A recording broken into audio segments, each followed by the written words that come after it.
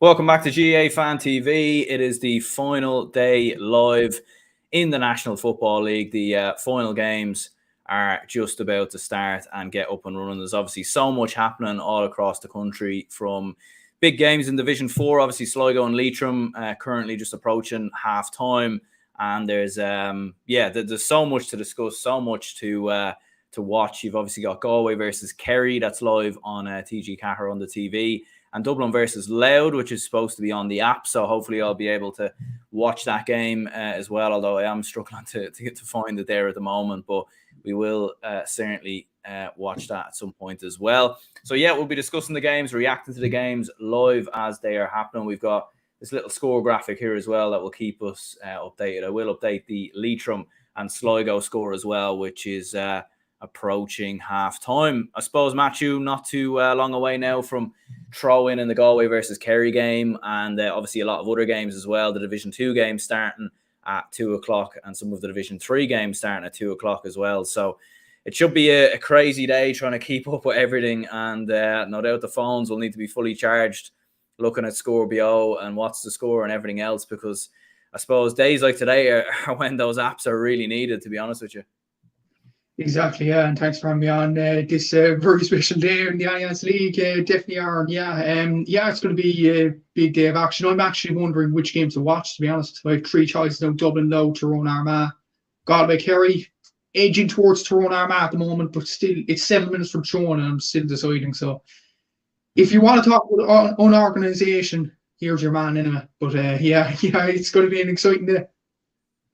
Yeah, there is, all right. Like so much going on. And I'd imagine for supporters at various games as well, like trying to keep an eye on other scores. I imagine like the Tyrone Armagh supporters will probably have one eye on what's happening, sort of elsewhere. Obviously, like Dublin Louth being the only sort of fixture that matters in Division 2. I'd imagine you'll be keeping a close eye on Cork Derry as well, albeit it's a game that doesn't really have any significance. Like Derry have kind of fully rested their side, but like nonetheless, it's still a big game. Yeah, it's a big enough game in fairness for the Sam Maguire placings, because if Cork slipped down and the worst was to happen, just say I look at Armagh, Donegal decided the Ulster draw, they look two older depth teams, and Down Cavan could beat them. So just for the safety net, I'd rather Cork beat Derry today and just seal 4 place. And albeit if we do, we can get 4 place if Kildare beat Meath. So I will be keeping an eye on that as well. So it's a huge. It might not be huge for promotion or relegation as per se, but at the same time, it's going to be huge for Sam Maguire placing later on down the year, because if Kildare lose today, they could be basically gone out of the Sam Maguire. So it's a huge game there in Newbridge, actually, Kildare and Meath, bigger than maybe some people make it out to be. So yeah, big day of action.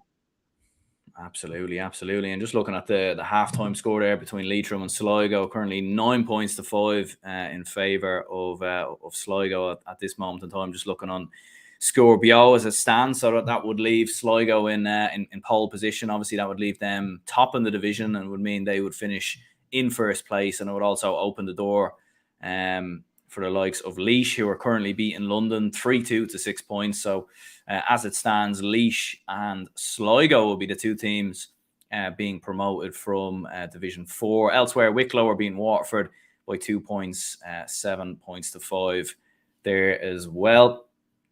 So definitely a lot of games going on. We'll just run through some of the division tables actually, just to remind ourselves of how things are looking. So this was the Division 4 table, I suppose, before a ball was kicked. And as we very well know, Sligo are sitting on 10 points, but they're currently beating Leitrim. So that would put them on 12. And Laois are obviously currently getting the result that they need versus London. So obviously with them having the better head-to-head versus Wicklow and the better score difference as well, it would leave them in the promotion places. Looking at Division 3, Cavan, as we very well know, already promoted. They're taking on Fermanagh.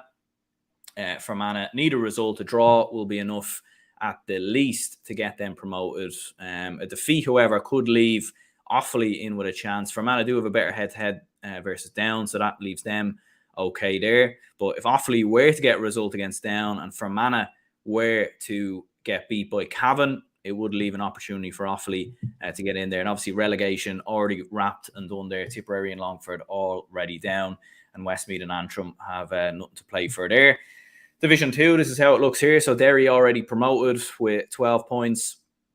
And then obviously goes down to the war between Dublin and Louth. Dublin on 10 points, Louth on 8 points. And as we very well know, if Louth could beat Dublin in Croke Park, as unlikely as it would seem, and it would certainly be one of the crazy GAA stories of the year if they manage to do so. But it is in their hands and they do have that opportunity to do so.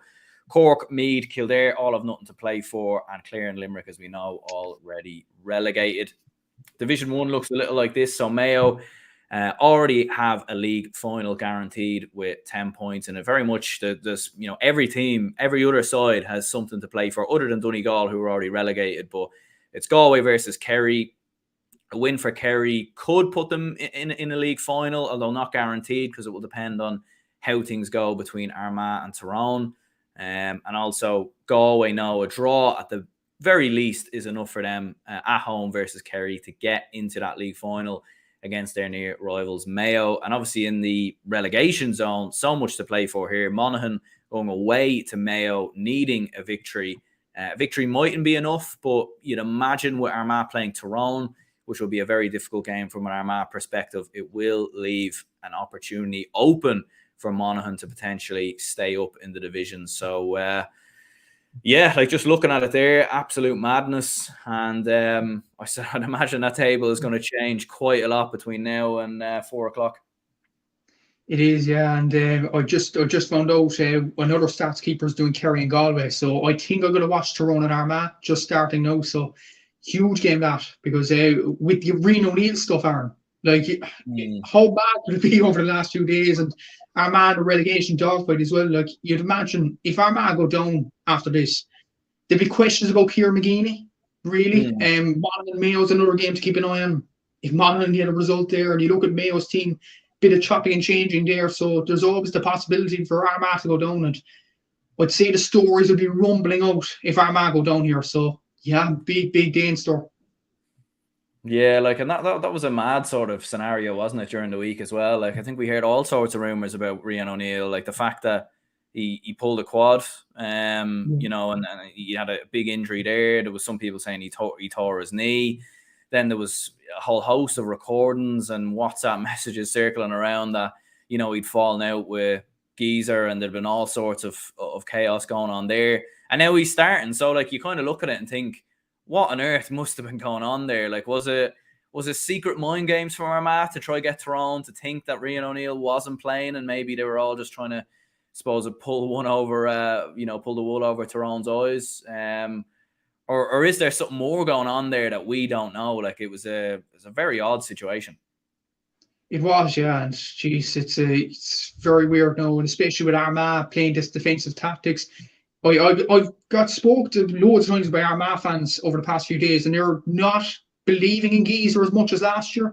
And when you think about it, the question from Armagh fans that have gone to me is, what has Geezer actually achieved, both Kildare and Armagh? I know he got Kildare to a semi-final, but he hasn't won a trophy for either Kildare or Armagh. So it's huge pressure on him today to deliver. If he doesn't deliver, Armagh could be going down. And yeah, I suppose the blessing in disguise for Armagh is the Ulster draw is kind of kind to them. The fact that Donegal's on their side of the draw. But yeah, it's a huge look. If Armagh, after all that work over the last few years, go down to Division 2 just like that, there'll be a lot of questions asked about Geezer now, despite the Rafferty tactics and all that. So yeah, it's just about throwing now. So huge game for Armagh here. Yeah, plenty of comments coming in here. Test cases. What do you think about Cavan Fermanagh down and Offaly. Yeah, like it really has gone down to the wire there. And when you look at Fermanagh's form and the fact that Cavan probably now have won eyes, you know, they have their eyes pretty much on the Ulster Championship. It does leave an opportunity open for Fermanagh to get the promotion. Just looking at it there, Kerry and Galway has started, so that game is up and running. We'll update that score as we go along. Obviously, a lot to play for there in Galway, with the fact that Galway have a chance of being in a league final. Zed said, is it GAA or football, lad? Be honest. Good channel though. Well, yeah, like it is mainly just Gaelic football probably for the league. Like, I will be honest, I just haven't really been too interested in the hurling league, to be honest. And you know, when you're not interested, it's very hard to pretend to be interested. To be perfectly honest, but I did watch the game last night. I did watch Limerick Tipperary. I didn't make any videos on it, but I did watch the game. And I will be watching Kilkenny Cork as well, so there will be some content out after that game as well. And certainly the hurling content will ramp up on the channel in the next sort of month or so. But just looking at the league, when teams are, you know, playing second teams and you know who's getting relegated and you kind of know what's going to happen, really, it takes the fun and the enjoyment out of it, in my opinion. Like looking at the football league here, you've got so much that's going down to the wire. You don't know who's getting relegated. You don't know who's going up. And in my opinion, that's what makes it probably the best competition in the league. Where's the Monaghan scoreboard? Says Farney Fan TV.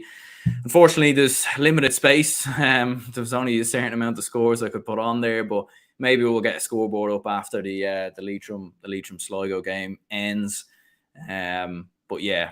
And I will try update this scoreboard as much as I can, but obviously it is a one-man show, and there is, as you very well know, so much happening all across the board. So I will try my best to update it as we go along. And just looking at it there, Galway have got the opening point of the game there. So good start for Galway. They've certainly started fast. I suppose it was an interesting topic when I was speaking with Seamus Brady during the week on the preview show. He was talking about how Galway want this more. Like, they'll want to get to a final. Like, they haven't won a league final since 1981, whereas Kerry, you know, won the league last year, you know, won the All-Ireland, everything else. Like, it probably isn't as much motivation there from a Kerry perspective. Whereas for Galway, like, this is a big game for them.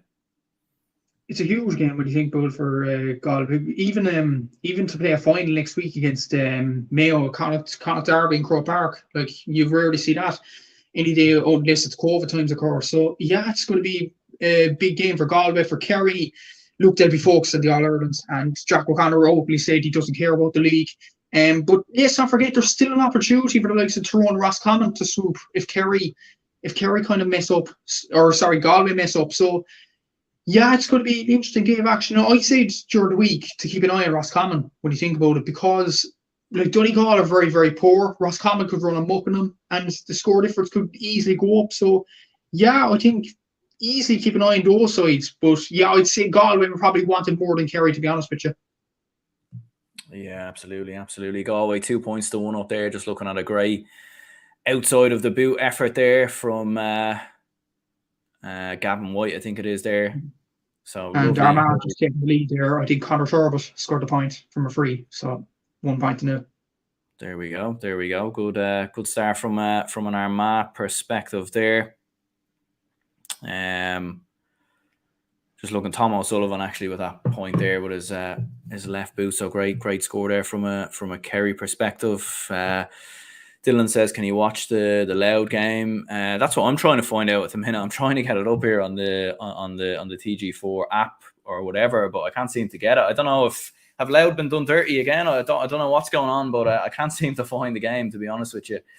But trust me, that is the game that I, you know, if someone said to me, what game do you want to watch right now? It's definitely that one, but can't seem to find it at the minute there. But hopefully we will get it in action. It doesn't start till 2:00, so maybe that's why it's not appearing anywhere. You know, but we'll obviously have to wait and see what is going on there. Yeah, but, sure. Should be interesting anyway. Imagine if they do Low Dirty again. Like the same thing I think happened to Roscommon and Monaghan a few weeks ago. They just cut the stream because it didn't work. So, Yeah. so would you imagine if that happens? There'd be absolute uproar. Yeah. No, like it's just, it's crazy, really. Like how they, I don't know, like because that's happened quite a bit, hasn't it, this year, where they've planned to show games. Like they were planning to show the Monaghan Tyrone game last week, and then all of a sudden, last minute, they decided not to. So you'd wonder kind of what happens, or what's the, or what's going on, sort of there. Yeah, it's a weird situation, all right. And yeah, Louth will definitely feel aggrieved. Even last week, apparently Joanne's going to apologise tonight on League Sunday, so we'll see how that turns out. And as we speak there, Tyrone have just equalised, so it's 1 point apiece, but Conor Turbitt's just caught a mark, so it should probably be 2 points to 1 to Armagh. Very good, very good. Yeah, it's been a good start there from an Armagh perspective. Obviously, the game probably has a bit more meaning to them, with the fact that obviously relegation's on the line, and when you look at the league table and the amount of things that need to happen, it's probably unlikely that that Tyrone end up getting relegated. Just looking at it on what's the score, Monaghan 2 points to 1 up there against Mayo, so they've definitely started the stronger. I haven't seen the Mayo side, but I did see Paul Towie, just looking at it here, has scored a point, so I'd imagine it probably is a much changed team from a Mayo perspective. And as we were saying earlier, it is half time between Leitrim and Sligo. Sligo 4 points to the good there. So as it stands, Andy Moran's men will not be going up to Division 3, and it will instead be Tony McEntee's Sligo that will top the division. And Laois are currently beating London as well. So as it would stand, Laois are the side there that will be going into Division 3. I might actually just check Laois and Wicklow's head-to-head record, because they will be level on points. Actually, Wicklow beat Laois earlier in the year, so actually, as it would stand, it would actually be Wicklow going up, actually, as it stands, because they're leading Waterford by 2 points. So it would actually be Wicklow and Sligo who would be in the promotion places. You know what, Aaron? I actually have Wicklow and Sligo jerseys, so that's win-win for me. Jeez, there you go. So yeah, I'll probably wear them 2 at the same time next Saturday. Yeah, you'll have to wear a jersey, like a different jersey at each half. Yeah, probably, or something. Probably so. Yeah, it should be a very interesting day, and you rarely see that. Like two jerseys a half, and they're in a league final. So yeah, like it should be a very interesting day. And I've just seen Tyrone have equalised, so it's 2 points apiece. Peter Hart with the point there. So yeah, even enough. Opening 7 minutes or so in Tyrone and Armagh, so should be an interesting half. Maybe first half, but second half maybe it's like 4 points in the first 7 minutes for us, for kind of an Ulster game. That's pretty good going so far. Yeah. Well, I suppose with so much is on the line, like Galway Kerry started very fast, but the game probably has slowed down ever so slightly now. Galway just getting into a good position there, but it looks well wide there. Not too sure who it was who had the effort there, but Galway, just looking at it on TG Cahir as well, they've had 61% of the possession so far. So certainly Galway doing most of the work on the ball, but Kerry are still in it and actually getting themselves into a good position. Might actually have a chance of a goal here with Paddy Clifford, but that's a good save from the Galway goalkeeper there. So that was a good chance for Kerry. Just looking at it there from Anna Cavan, obviously getting going at 2:00 as well. So we'll obviously update that score as we go along as well. And Conor Turbitt's just got booked for Armagh, so it's a yellow card and 2 points from booking already, and we're not even 10 minutes in. Yeah, it's all kicking off. I think I was saying to Seamus, like, during the week, I mean, how many red cards do you think there'll be? How does it guess? I think Seamus gets 2 during the week, and I'll probably stick to 2 as well. There could be 3. Could very well be 3 if Turbitt doesn't keep a leash on it now. So he's on a booking, he's on a tightrope. So yeah, it's going to be. Well, there hasn't been any fights or such. There's been loads of goals, even though Tyrone have a chance of a goal, and it's a wide. Tyrone just put the Con Kilpatrick, I think. Yeah, Kerry have actually got themselves into a good few positions for goal chances there. There was another half opportunity there. And that just goes over the bar. I think it might have been O'Sullivan there, the midfielder, but 3 points to 2 anyway. Monaghan leading, Tyrone 2 points to 1, Roscommon and Donegal level 3 points apiece as it stands there at the minute as well. So Galway, as it would stand there at the minute, are in the league final. With the fact that they obviously are in front, a draw could possibly be enough for them as well. So obviously, all kind of depends on what happens there as well.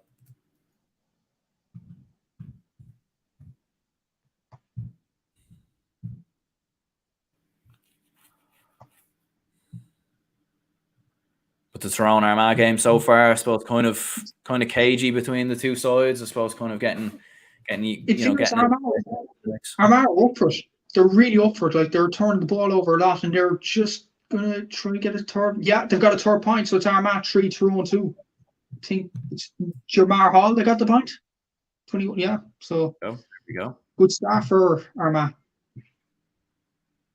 Yeah, they seem, because that's the third time now they've been in front of, so they definitely are up for it. And I suppose, like, to be fair, if there was a game to get up for, especially when you have relegation on the line, when you have so much on the line, like, you'd expect Armagh to get up for a game like this, and it does seem to be that way so far anyways. It does, yeah. In fairness, like, yeah, I think Conor Turbitt's up for us, Rory Grugan is up for it. Like, I think Armagh turned the ball over in Tyrone's own half as well. Like, it isn't as if Tyrone are playing badly at the moment. It's just Armagh are well up for it. Maybe the Reno O'Neill stuff during the week just bought them. Like, I don't know what it was, but they're doing pretty well at the moment.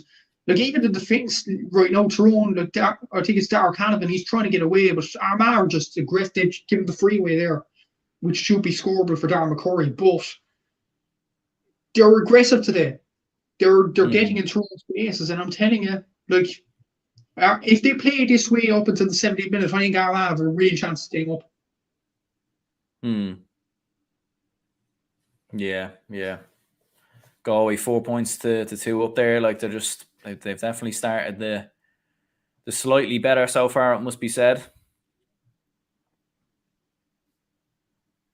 Shane Walsh so far with a point. Matthew Tierney's got on the score sheet. John Daly with a point.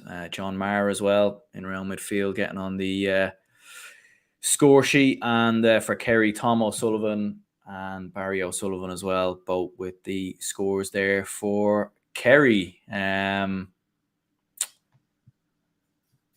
Both sides have won all their kickouts so far as well, from looking at it on TG Cahir. So it's been a strong start from a Galway perspective. And they might be in here now with another chance for a point. I think they have won it free, and with Shane Walsh on the pitch, I think, even though conditions do look fairly bad in Galway, it must be said that you would fancy him to pop this one over the bar. Be interesting if, like, from a Kerry perspective, like, because if they were to lose this game, like, that would be 4 defeats all away from home in the league. I mean, like, is there much concern there from a Kerry perspective, or is it a case that they are just sort of motoring towards the championship, or what do you think? Yeah, you said this on your channel over the last few weeks. It could be major concern going to, well, not so much the first round in Munster, but like, if Cork continue their trajectory, I think Cork could give them a big game in Killarney, or even going stretch in the All-Ireland qualifier. Like, it's a group system this year, so the way the championships working out, you have the likes of Armagh and Tyrone in one group, and there could be definitely a group of death. And imagine if Kerry are in that. They won't be as prepared as they were maybe last year when they were winning games. So I think if they lose today, I think that could be a major obligation on Kerry. So yeah, it should be interesting to see how they get on against Galway. Turbitt has just got his third point for Armagh, so it's 4 points to 3. So good start so far. 15 minutes gone.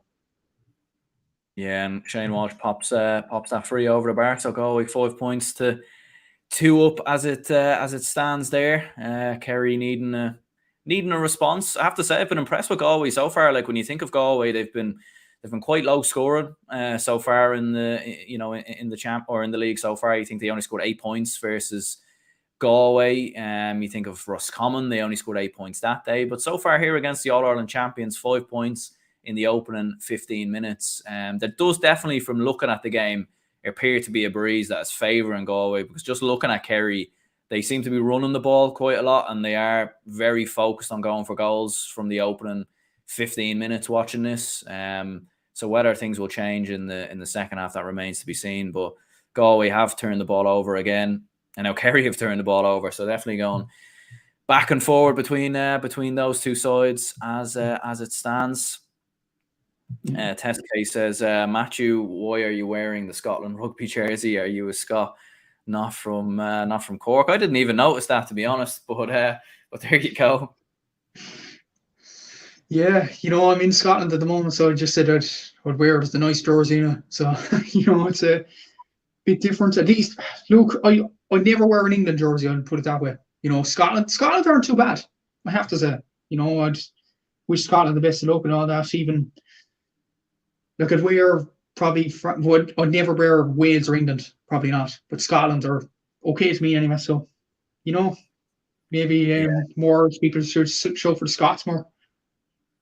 Maybe so. Just looking at it there on TG Caharan, as Farney Fan TV says, Ryan O'Toole goal. So Monaghan lead 1-3 to 2 points against Mayo. So I suppose, as we expected, like with the fact that I was just looking at it there. I actually haven't got to see the Mayo side just yet.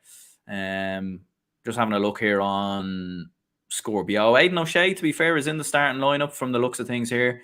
No Ryan O'Donoghue, Kevin McLaughlin starting. Does look to be a fairly changed side, like Dylan McHugh, Porrick O'Hara, Sam Callan on the fullback, Robbie Henley back in between the sticks as well. Matthew Rowan is playing, Jordan Flynn is playing. So, like, there is a couple of changes there from a Mayo perspective. But to give Monaghan credit, that's a strong start from them. And as we said, plenty of times down the years, they've been the ones to drag themselves out of trouble. And looks to be the way so far, early days anyway, in the opening 15 minutes. There does seem to be, and Tyrone Armagh seem to be a bit scrappy. There's a few fouls now. I think Brian Kennedy just gave Jamar Hall a barge there, so it's going to heat up, I'd say, in the next few minutes, especially with relegation on the line. But it's interesting, Monaghan have got that goal, so put more pressure on Armagh to deliver here. They are at the moment, they're 4 points to 3 up, so like it's a good showing from Armagh so far, but it's just about they have to keep it going, because Monaghan, it looks like they're doing well at Mayo at the moment, so it's going to be a big few minutes in both games, so I'd say phones at the ready in both stadiums. Absolutely. Paul says here, thought the Dublin game was shown on RT2 according to online, when it's not. I think it's meant to be on the TG Cahar app, but I am going to be honest, I still can't find it here. Like, I'm flicking around on the TG4 website and it's like nothing's coming up. I'm looking on my phone as well, nothing seems to be happening. So I'm not entirely sure. Like, if anyone does know where that game is on or what is happening there, like, please let us know, because I do have another laptop here in the background that I'm trying to get the game on, and nothing's happening. Nothing is happening. Like, I've seen it's on GAA Go, but obviously it's unavailable in Ireland. So be great to know what is going on with that game. I'm sure the Louth fans are, they must be wondering what they need to do to actually watch their team play in a game of Gaelic football. Because you think of what's on the line there. Louth Dublin on TG Cahar. I'm looking on the website though, and I can't find it. Like, obviously on the TV, on the actual TV, like, it's Galway Kerry that's on. So, but 6 points to 2 in favour of Galway. So they've definitely started stronger. Kerry are struggling, to be honest. Every time they look like they're trying to run through Galway's defence and trying to create goals rather than go for points. And every time they just keep getting turned over. Like, it's happened again. Galway have turned them over. They just turned them over there. So 6 points to 2 still. And as Farney Fan TV says here, Louth lead 1-0. So there you go. Stop the count, says the Louth fans. Wow. Imagine if Louth actually beat Dublin today. I'd say you'll be throwing chairs around the place, Aaron. Yeah, I don't know. I might have to delete the channel, to be honest. Probably so. I think there'll be rants of epic proportion if that happens. I do have to actually issue an apology as well to all the Dublin Louth fans. I think I was saying during the week that there was a Dublin and Louth border. Unfortunately, geography is not my my strong suit. And it never really was, to be honest with you. Actually, what's helped me a lot with geography down the years is Gaelic football and hurling. That's how I've probably learned my fair share of county borders and everything else. But Dublin and Louth does not border each other, and it is in fact Louth and Meath that border each other. So apologies for all the Louth Dublin fans there, but nonetheless, when you actually look at it, like there's a part of Meath that borders Dublin and then borders Louth, but we're not going to get into the specifics. But yeah, Kerry leading 6 points to 2. Kid says Joanne Cantwell will say Crow Park not suitable for RT cameras again. Aaron, poor Louth again. Yeah. As a Monaghan fan, I feel strange cheering for Tyrone. Be like you lads cheering on Kerry. Yeah, I suppose if we were cheering on Kerry, yeah, it would be a little bit odd. Exactly. There's 5 points to 4 here. The shooting has been very accurate between Armagh and Tyrone so far. Like you would have expected quality, but you would have expected fist fights. But in fairness, like Tyrone are shooting for again, I think they're level 5 points apiece. So interesting game so far. There we go. I'll update all the scores in just a moment. But yeah, just looking at it there, Louth are leading Dublin by a point.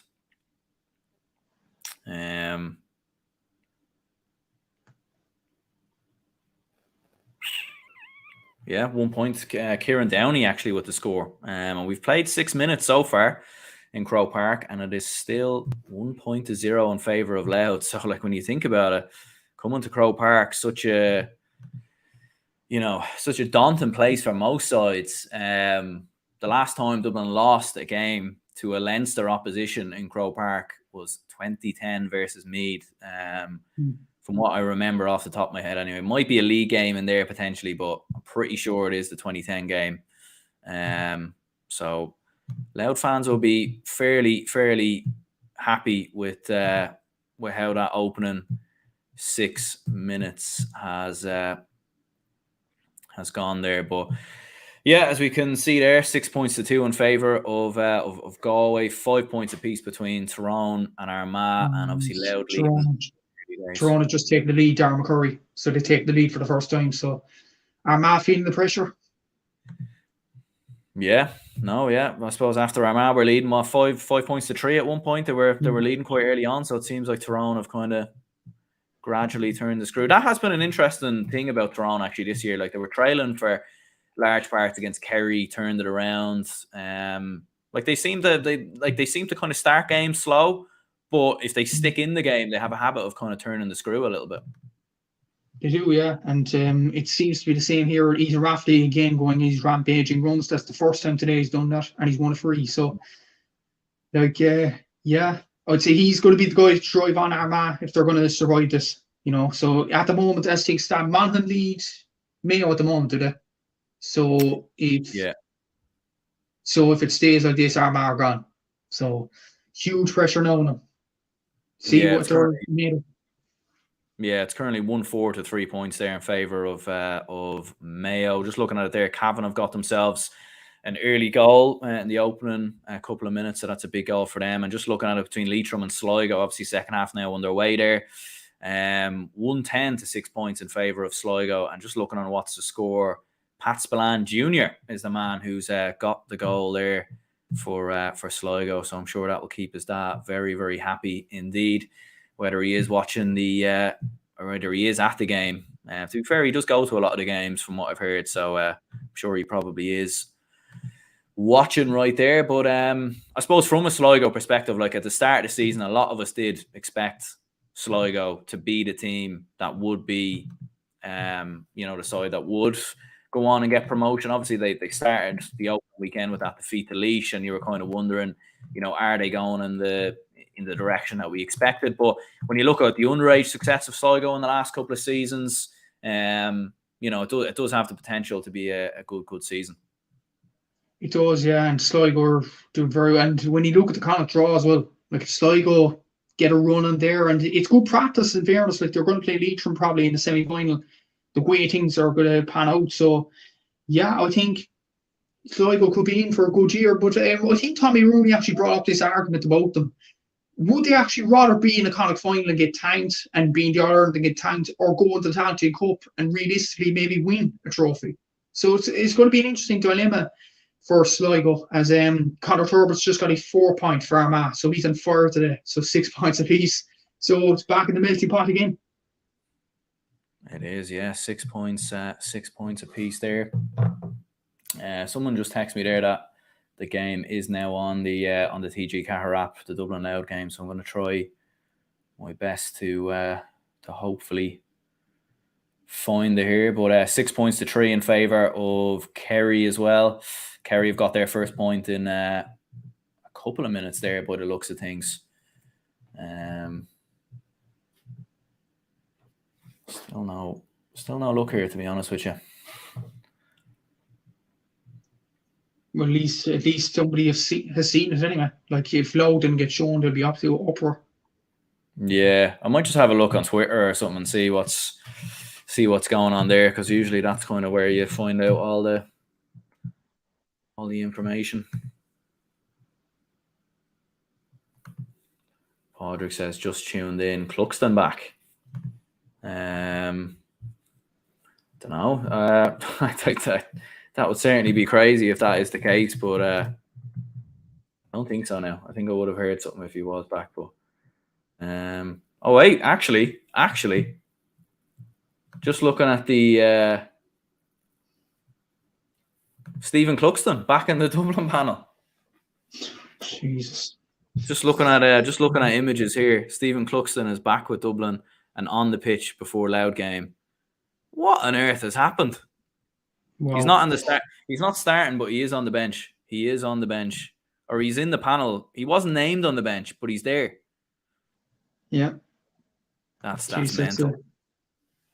Big turn of events there. Flipping hell. Like, no, I thought there'd be no way going back after the training breach, but like, that's a big coup now for Dublin. But then again, David O'Hanlon's playing well. So what do you do with him? Yeah, that's the thing. Like, I feel like David O'Hanlon's finally sort of established himself as the number one for Dublin. Whether Cluxton's just back as an emergency backup because there's injuries maybe with goalkeepers or what's going on there, I'm not entirely sure. But yeah, there we go. Stephen Cluxton in the panel. Just looking at it there, Cillian O'Gara has finally got Dublin's first point of the game after about 9-10 minutes. So Dublin finally do get their first score. I'd imagine the Dublin supporters at Croke Park probably getting a little bit infuriated at times with how the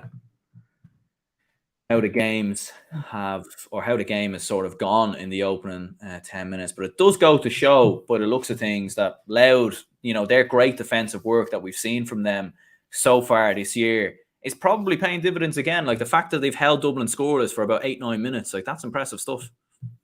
It is, yeah, in fairness, and yeah, fair play to them for that. And we thought Louth would definitely put it up to Dublin, and in fairness, they have. So fair play to them. And yeah, I knew Louth would put it up to you, in fairness. But the problem is, will they sustain it for 70 minutes? That's the big issue for Louth. But yeah, it's going to be an interesting few minutes. And yeah, I would say Dublin fans be sweating in the big stadium that is HQ. Absolutely, yeah. Like, I think we certainly will be. I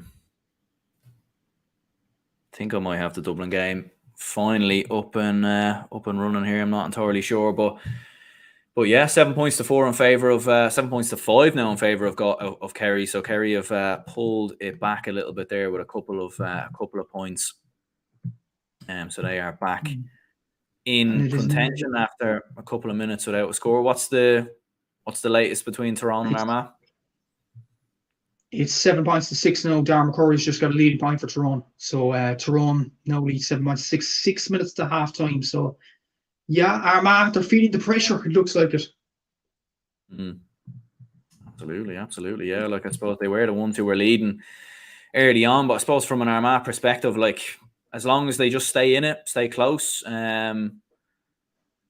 then more or less like they should be. That's the main thing for them. They want to stay in the game as much as possible. Just looking at the live league table there on TG Cahir. So as it stands, Armagh would be the ones who are getting relegated. Monaghan on 6 points. Even looking at Kerry on 6 points. Although Kerry would be safe with the fact that they have the head-to-head record over Monaghan and do have a significant better score difference as well. But if Armagh were to beat Tyrone, there could be a world where Kerry actually end up finishing 6th in Division 1, which is quite mad, to be honest. But I suppose at the end of the day, their main focus is obviously looking ahead towards the championship. But yeah, 7 points to 5. And it is now 7 points to 7. Aidan Farker's just scored an absolute worldly. So it's level again. Level again. There we go. I will try my best to update all these scores as they're going on, but there's obviously so much happening all across the board. Dublin matches now on TG Car app. Yeah, like I think I have it here, but for some reason it's not quite loading. The things you have to do to watch Gaelic football matches, like it's just a joke, really, isn't it? Yeah, it's incredible, really. Like in fairness, the TG card, they have the good intentions, but the app doesn't seem to be working. Could they not just put it on YouTube? If you put it on YouTube, then it'll work properly, at least. Mm. But yeah, they don't listen to customers, apparently. Yeah, I don't know. Like it's just it is a bit of a joke, to be honest with you. Like, especially when you consider like the amount of games that are happening up and down across the country, the amount of people that would clearly tune into games, and there's only 3 games live across all platforms like Tyrone, Armagh, Galway, Kerry, and obviously Dublin. Louth game is eventually on now from the looks of things, but yeah, like it is just you think of even the game between Leitrim Sligo as well, which like looks to be a lot happening in that game. Like you think the amount of people that would watch that as well. Yeah, in fairness, but you would have thought anyway that more games be actually shown live, but it's only the 3, which is kind of a shame. Yeah, I finally, after about 16 minutes, got the Dublin and Louth game on. So I finally have it here on my phone. 2 points to 1 in favour of Dublin as it stands there. So Dublin have turned the screw. But to be fair to Louth, like 17 minutes in, I think the main thing from a Louth perspective and for Mickey Hart and their side would have been just to... just looking at it there, Galway have got themselves a goal, and it's an absolute howler from the Kerry goalkeeper. He's completely just dropped the ball in the net. He's done a complete Loris Karius on it there, and he's just completely thrown that into the back of his own net. So, and just looking at it there, Louth have hit the post with a goal chance. Wow! So much happening all across the board there. Yeah, goal chances seem to be happening all over the place because it's happened here as well. Darragh McCurry had a goal chance, brilliantly saved by Ethan Rafferty. So Armagh have been kept in the game by their brilliant goalkeeper, who's been outstanding throughout the league campaign. Yeah, and I'm not too sure who is the Kerry goalkeeper. Just from having a look there, I don't think it's any of their regular goalkeepers, but that's certainly one you won't want to see back again. Like it looked like it was an effort at a point for one of the Galway forwards, and it looked like fairly routine catch enough. And he ends up spilling it into the back of his own net, unfortunately. But yeah, so 1-7 to 5 points in favour of Galway. Just looking at some of the Division 4 action, we'll try and update that as we go along. So Sligo 1-12, Leitrim now 1-8. So Leitrim do get themselves a goal through McNulty there on the 58 minutes. So Leitrim trying their best to pull the game back as much as possible. And looking at it there, Monaghan 1-5 to 7 points. So Mayo still very much in that. It does have to be said. And Wicklow leading Waterford 1-8 to 7 points. But Waterford are still very much in that game. So it's not done and dusted. And when you look at Laois, they are absolutely hammering London at the minute, 4-6 to 7 points, but not quite the same from a Laois perspective. But just looking at it there, Galway 1-7, Kerry 6 points. So Galway very much on track towards a league final. Let's not forget as well that they only have to draw this game as well. They don't actually necessarily have to win the game.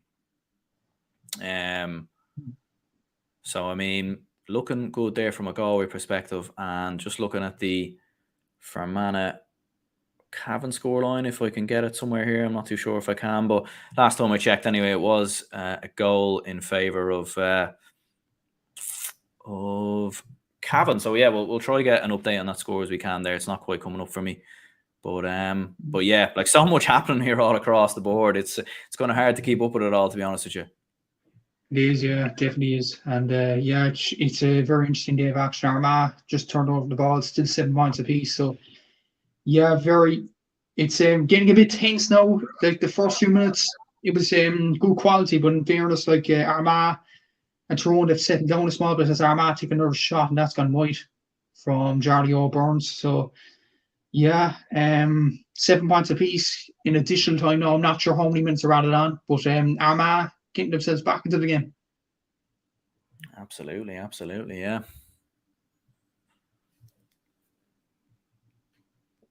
But yeah, it is getting quite fierce, all right, between Galway and Kerry. A few heavy challenges being dished out left, right, and centre. But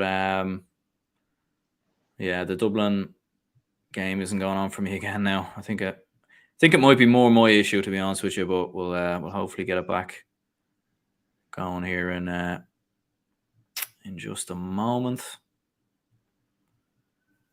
But last time I checked, anyway, it was 2 points to 1 in favour of Dublin.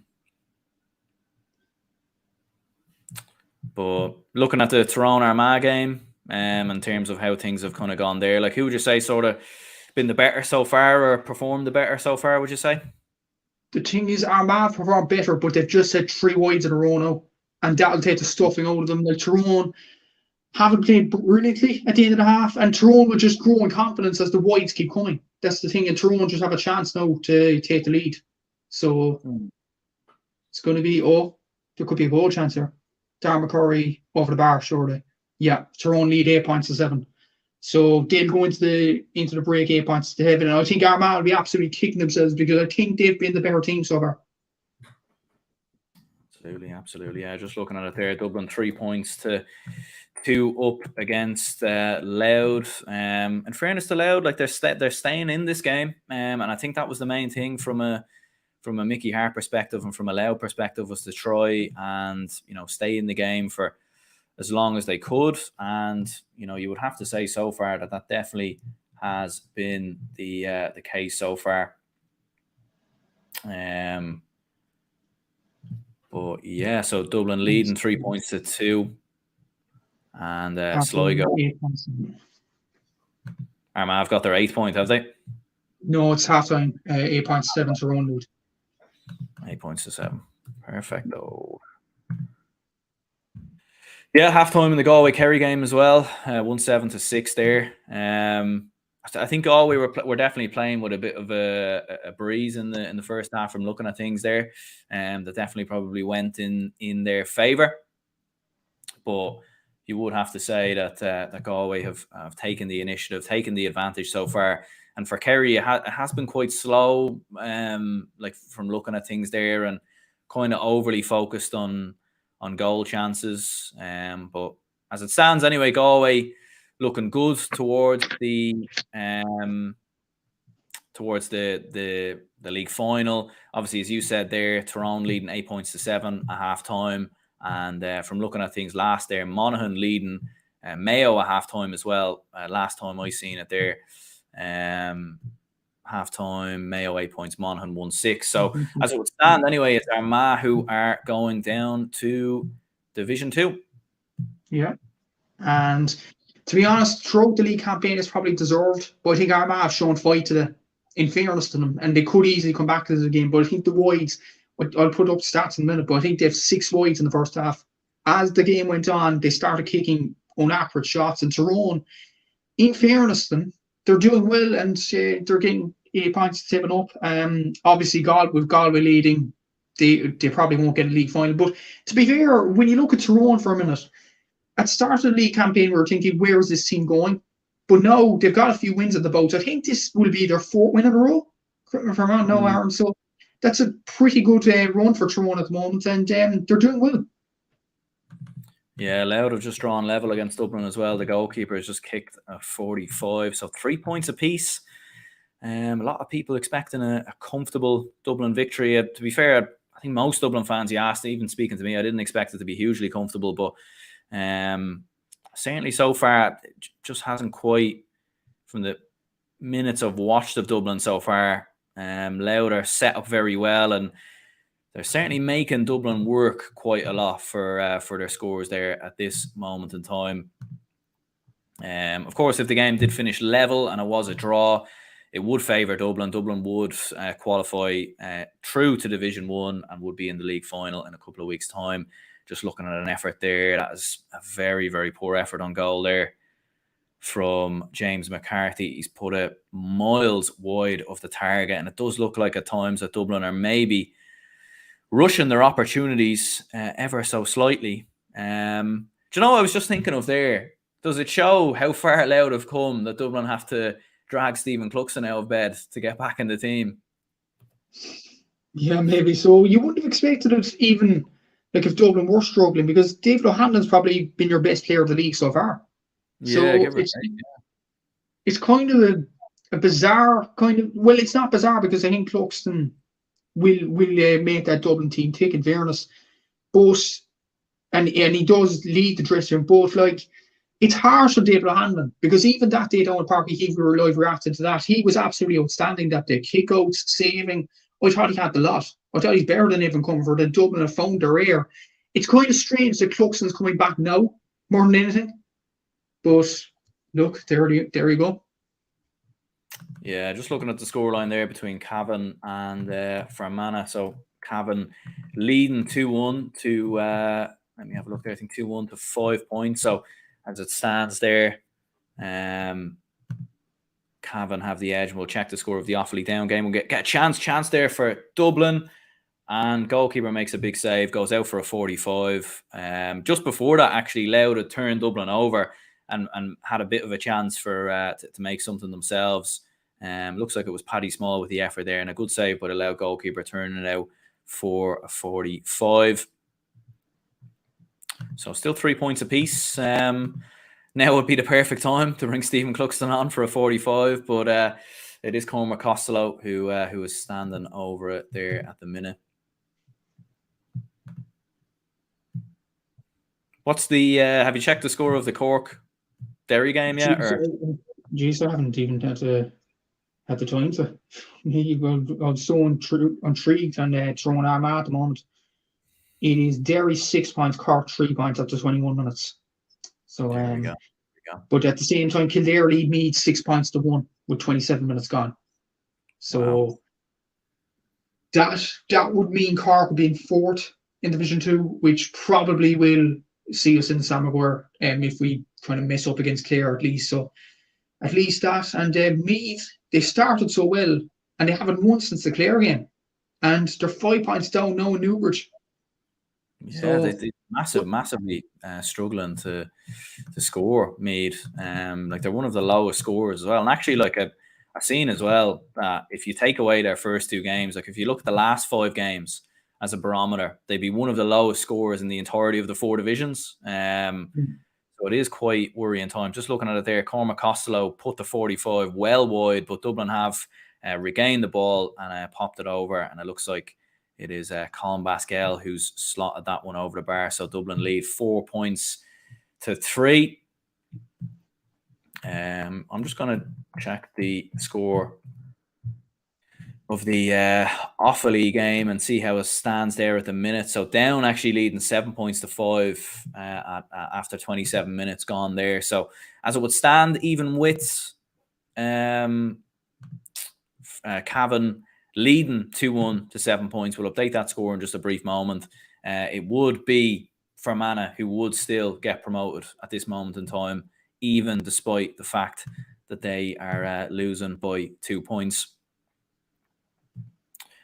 So yeah, obviously a lot on the line for Fermanagh, and I suppose as we were saying, as I was saying to Seamus during the week, and I think as I was saying on your own podcast as well, like it would be a fantastic story if it was Offaly who got promoted. I mean, given sort of what they've gone through in the last couple of weeks with the tragic passing of their manager Liam Kearns, it would be quite the story if they could manage to go and do it. And I imagine there's a lot of people probably secretly rooting for Offaly today.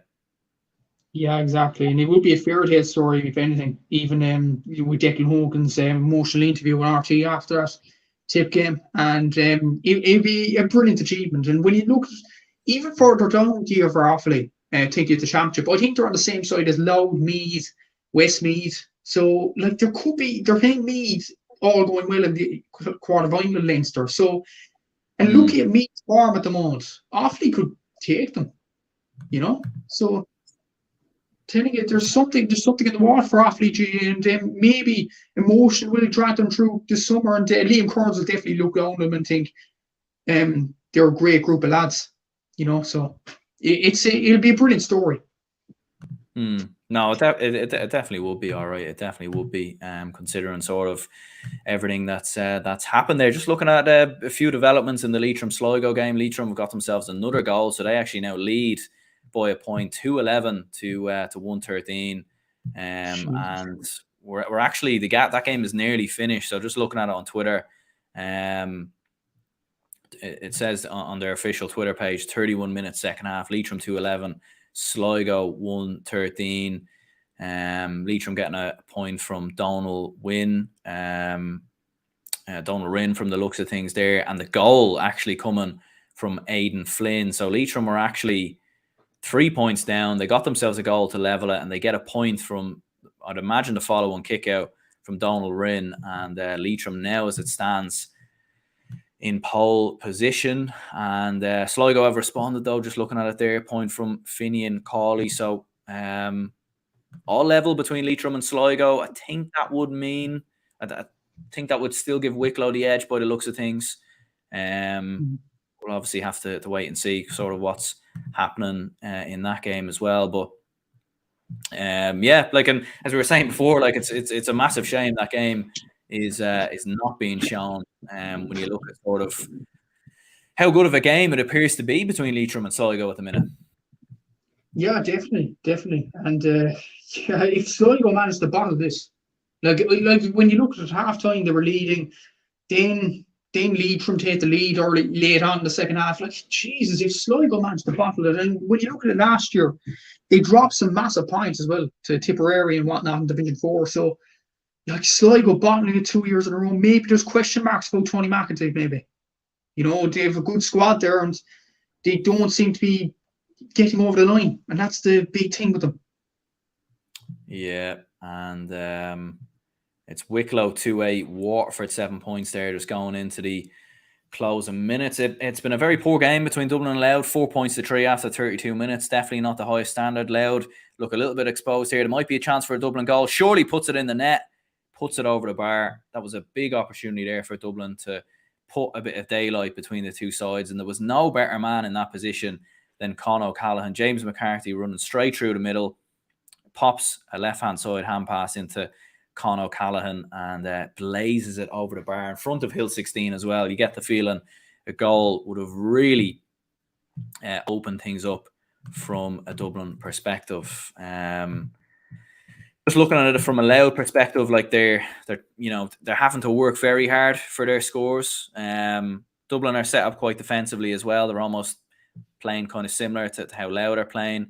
And Louth are just being forced into too many turnovers, and Dublin have turned the ball over. But I think the ref has maybe called a foul there on Owen Merchant, which be a bit of a surprise there because I don't really think he done anything wrong, if I'm being honest with you. But that's how things look there at the moment.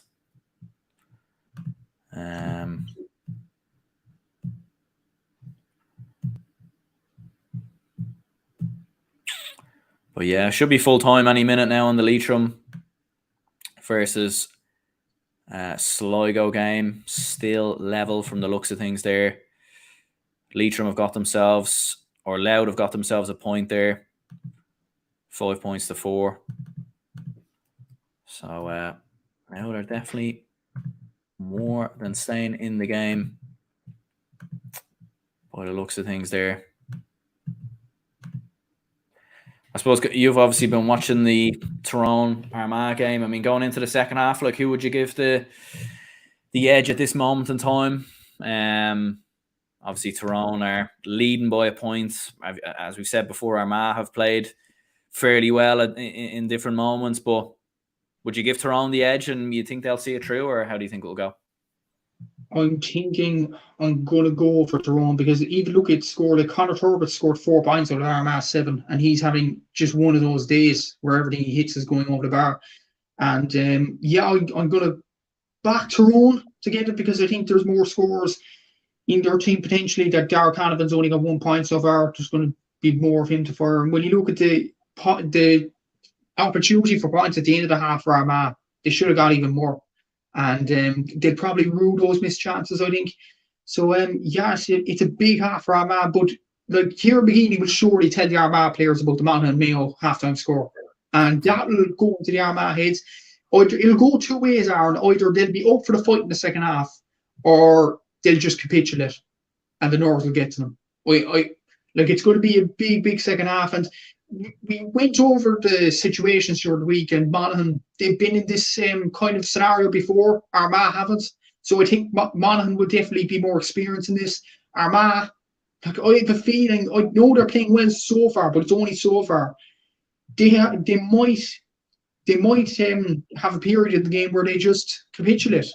And it'll be unfortunate with the amount of times they played well today, but look, it's probably what they deserve considering the previous 6 league games.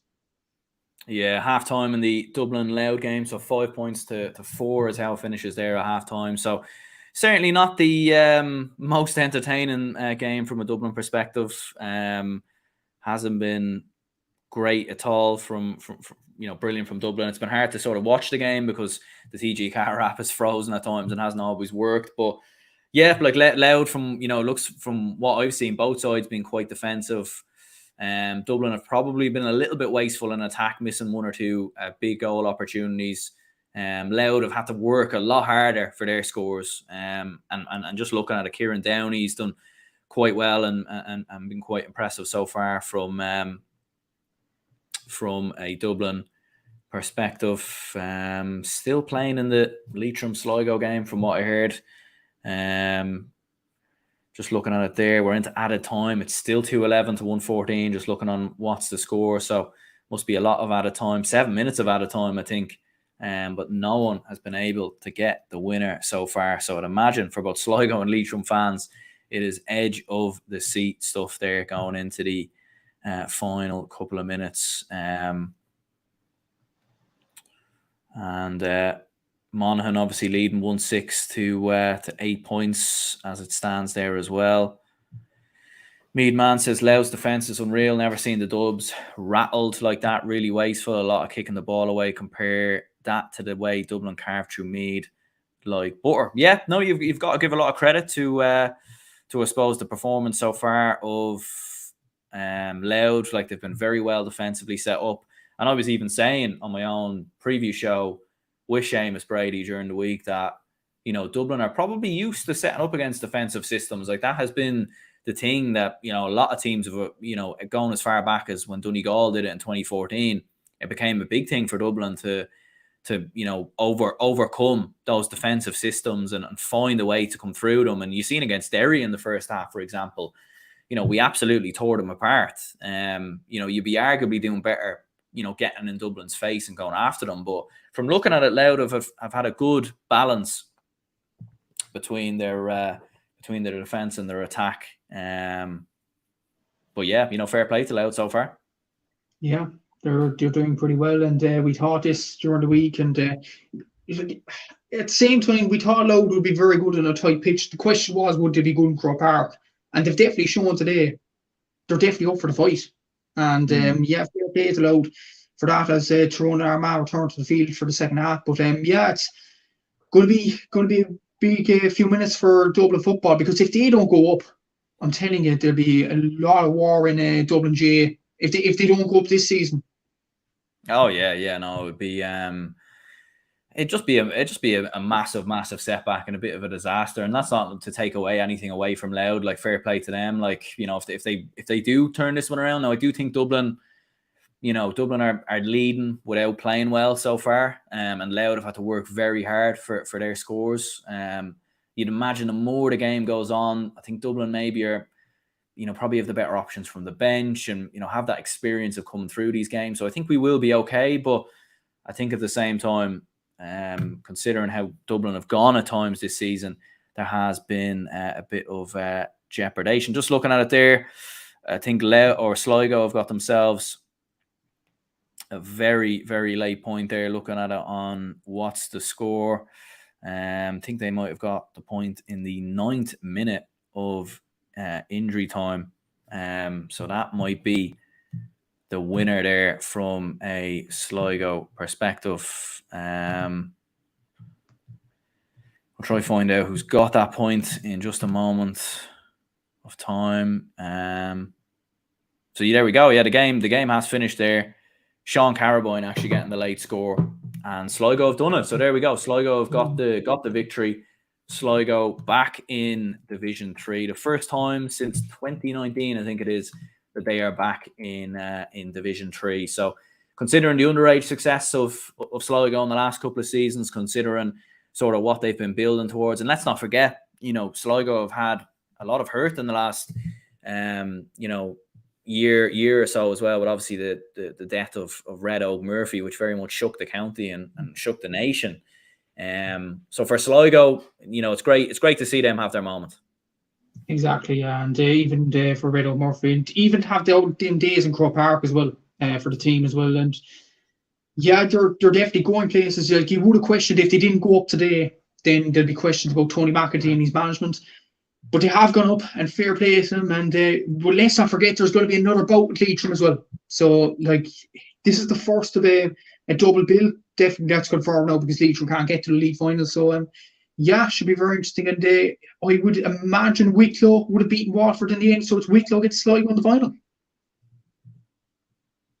110%. 110%. Yeah, and I think Wicklow have got the win there from looking at it there versus Waterford. To be fair to Waterford, they did give a bit of a battle. Like, the game finished 2-8 to 8 points. So, in fairness to Waterford, like, they do get a lot of criticism maybe sometimes for, struggling in Division 4 and everything else. And, obviously to be fair, they don't really get much criticism, because of the fact that they are predominantly hurling county. But I think a lot of people are trying to put them in the same bracket as Kilkenny and everything else in football. And fair play to Waterford, they put up a good battle. But Wicklow, they obviously get the win. Laois beat London as well. But Ushie McConville, his first season, Wicklow get promoted.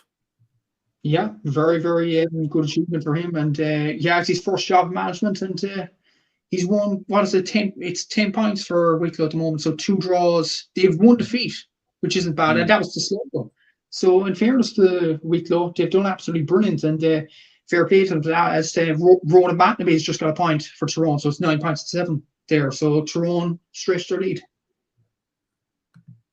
Yeah, Kerry have come out all guns blazing at the start of the second half. Got themselves 2 points. Sean O'Shea getting one of them as well. But Galway respond. Matthew Tierney with a lovely point there for Galway, 1-8 to 9 points. And as you said there, Tyrone leading 2 points to the good. It's all level between Mayo and Monaghan there at the minute as well, 1-9 to 6 points. So I think as it would stand, Monaghan and Armagh would be level on points, which would favour Armagh with the fact that they obviously have the head-to-head record. So as it stands, like, Monaghan have to win regardless, really, of what happens elsewhere.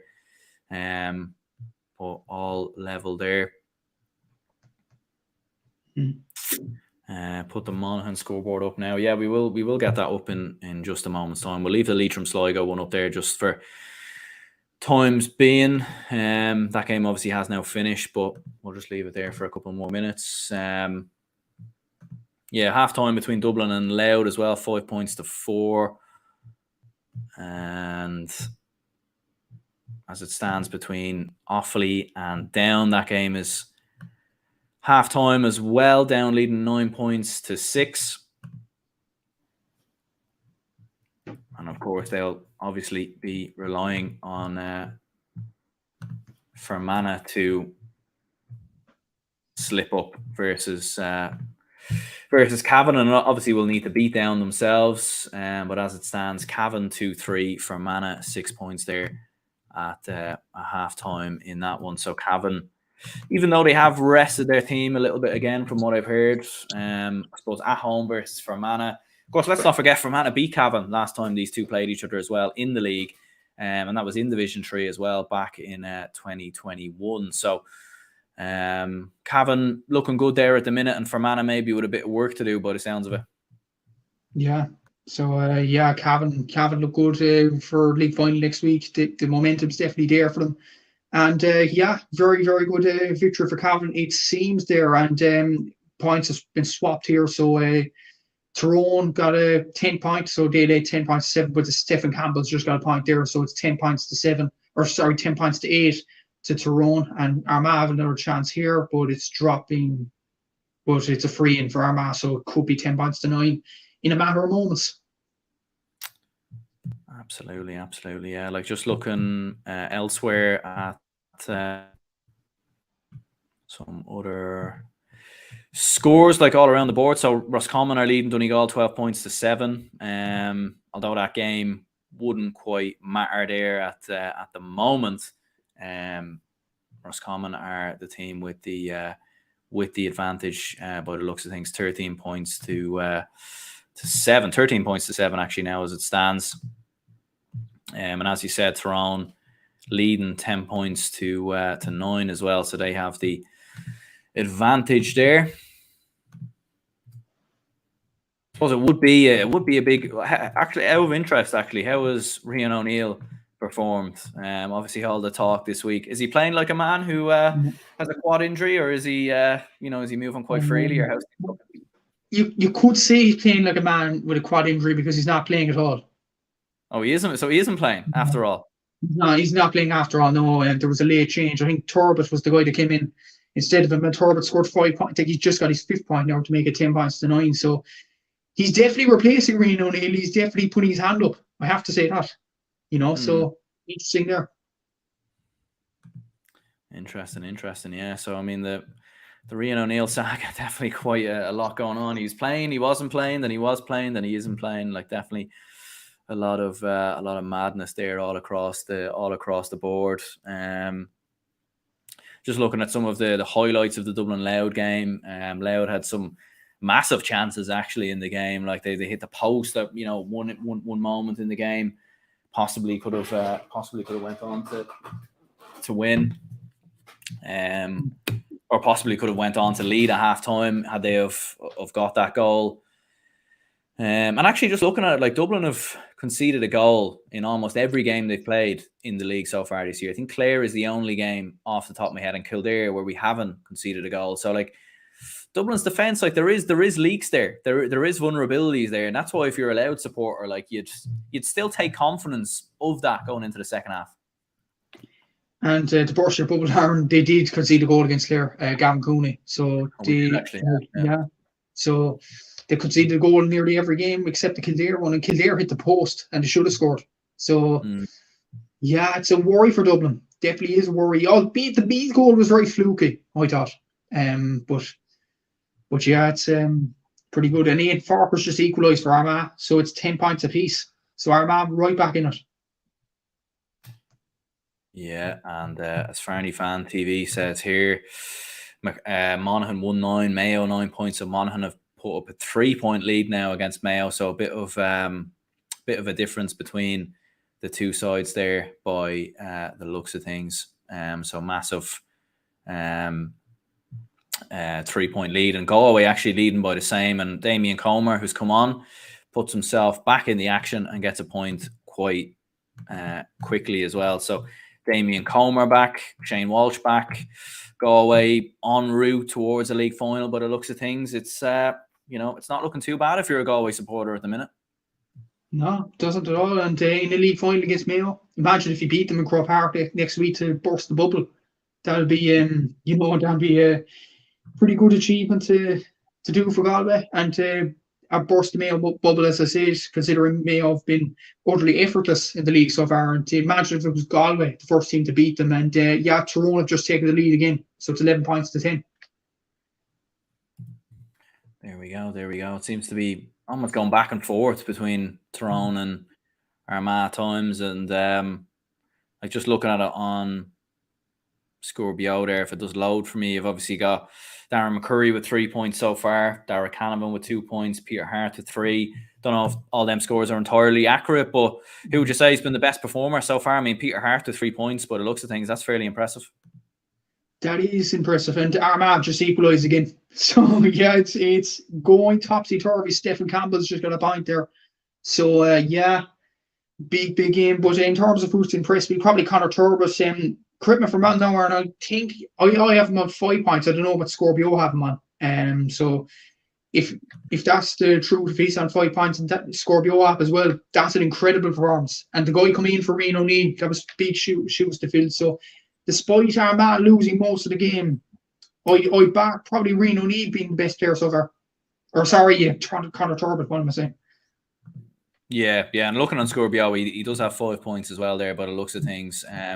Kerry have just had a bit of a goal chance there. Ball was played into Paddy Clifford, and it was a brilliant block there by one of the Galway wing backs. I think it might have been McHugh maybe who got the block there.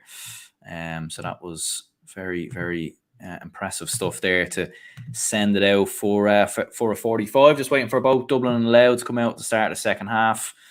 As we can see things there, Tyrone and Armagh level with 11 points, and Kerry have got themselves another score, but it looks of things, it does look to be Sean O'Shea, who has got the score there. Just looking at things there, like it does say on Scorpio that David Clifford was starting, but I genuinely haven't seen him at all. So I don't know if he is actually out there, or he's just having a really, really quiet game. I'm not entirely sure what's going on there, but because I was having a look on Twitter as well, and it did say he's starting, but he's had a very, very quiet game so far, from the looks of things.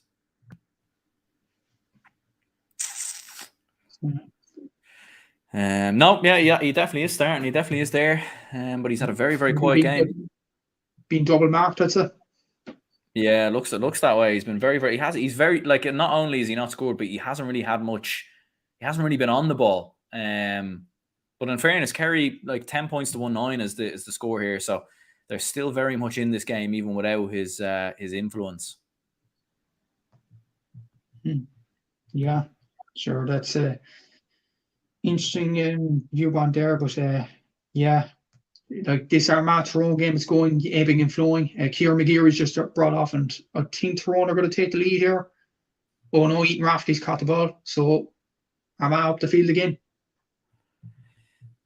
Yeah, I suppose in terms of the score, like I think when a lot of people think of big games in Ulster down the years, and you think of Tyrone and Armagh and sort of some of the scorelines they've been involved with, especially Armagh. To be fair, Tyrone have kind of racked up high scores at times this year, but it is quite a high scoring game, like 11 points apiece. Like that's one of the highest scoring games across the board so far this weekend. But it looks at things anyway, when you look at what both teams have scored, like, and I don't think many people would have predicted that, sort of at the start of the day. Yeah, exactly. And just an interesting move there. Mikey McLean has come on, but Dark Hannivan's gone off. So I know what that's about with Tyrone. So, yeah, big advantage for Armagh. Is that an injury, do you think? Or he didn't look injured going off. So, look, he scored, say, according to Scorpio, he scored 2 points, according to me, he scored 1, but at the same time, he's been buzzing around the place, he's been threatening forward for Tyrone, so you question, why is he being brought off now? But maybe it's the same for the Ulster Championship. Possibly. I'm not entirely sure, but maybe that could be the reason. Yeah, no, that is certainly an interesting one, all right. And just looking at things there, Kerry have got themselves another point, so they bring it back down to 11 points to 1-9. So all of a sudden, Galway were looking fairly comfortable by the looks of things, but that has definitely dragged things back ever so slightly. The second half of start between Dublin and Louth, as we were saying, 5 points to 4 there at a half time, but it hasn't been, I suppose, particularly brilliant from a Dublin perspective. But in saying that, still obviously a long way to go going into this second half. We will have the Mayo Monaghan score on the screen in just a moment. I'm just putting it together here as we go. So still 11 points apiece between Tyrone and Armagh. It's about to change. Darmah Curry's just got a free nearly right in front of the goal here, and it's going over the bar. So Tyrone lead 12 points to 11. 12 points to 11. There we go. Been a long time since Armagh were in front as well. Like, I suppose it was the early moments when they were in front, wasn't it? It was, yeah. And but it's a fact. Like, Armagh in past games haven't played well, but today they're playing very well. I have to say the fight is there. And judging by today's performance, I know I wouldn't have probably said this maybe before throwing here, but Armagh deserve something out of this game. Deserve to stay up. I know it's harsh on Monaghan fans, but Armagh are definitely putting it to the pin in their collar here. Absolutely, yeah. Like, and obviously, if we remind ourselves of earlier, Sligo have been promoted to Division 4. It will be Wicklow, the ones who are joining them, because they got themselves a victory against Waterford as well. And as you can see there, we do have a score up on the screen of Monaghan and Mayo. That score mightn't be entirely accurate right now, but we will try and update that as we can go. Farney Fan TV says Mayo 11 points, Monaghan 1-9. 15 minutes gone in the second half, so things are definitely heating up by the sounds of things there between Mayo and Monaghan. And as it would stand there at the moment, with the fact that Monaghan are in front, it would be Armagh who are going down. But as we said, like, there's 1 point the difference between both games, which I think is great, because it's looking like we're going to have a grandstand finish, and it's likely we won't know what's going to happen until literally the final whistle blows, essentially. Yeah, exactly. And that's what you want in the league. That's what you want, just excitement to the very end. And it's looking good so far. Looking good for an exciting day, like, especially in Division 1. Like, you look at the Monaghan score at the moment, Monaghan lead by a point, Armagh losing by a point. So it's definitely going to go right down to the wire, and definitely both games will be on side by side. 100%. Still 5 points to 4 in Dublin Louth, 3 minutes in.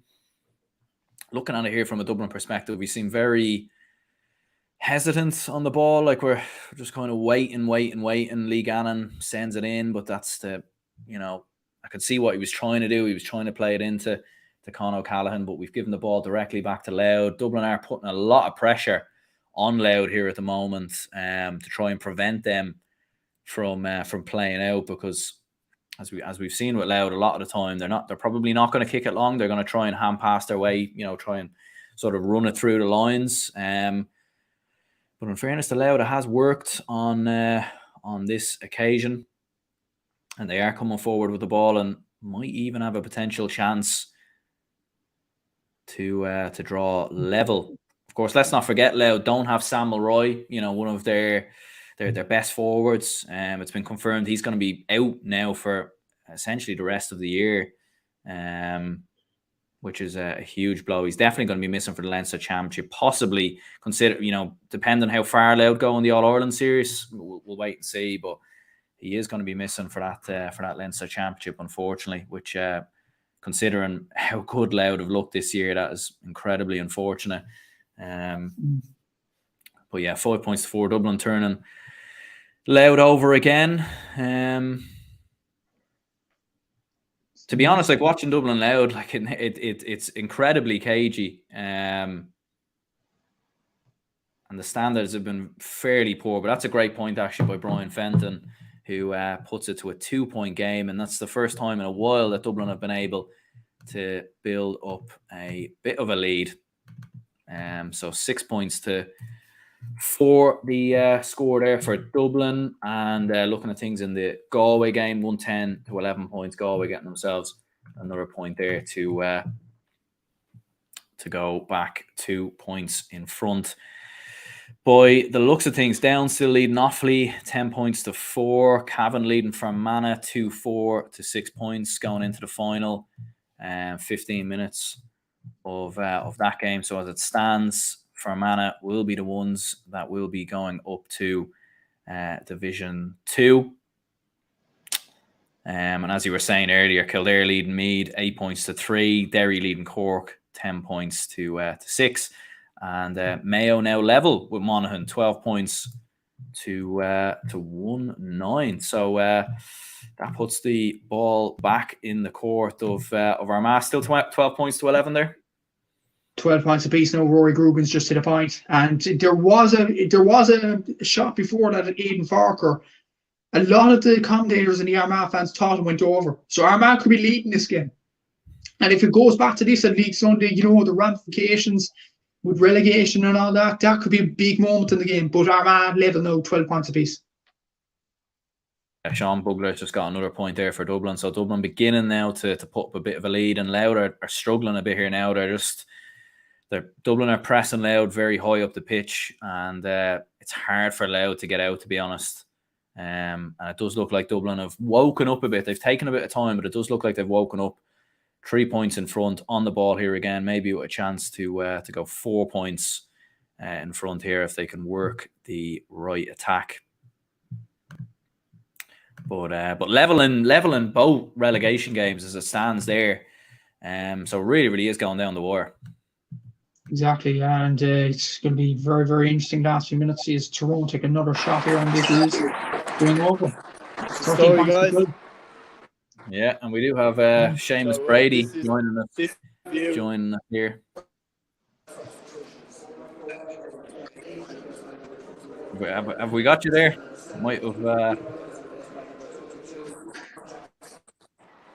Might be slightly poor connection there, but I think we still have you. Do we have it? I think so. Second.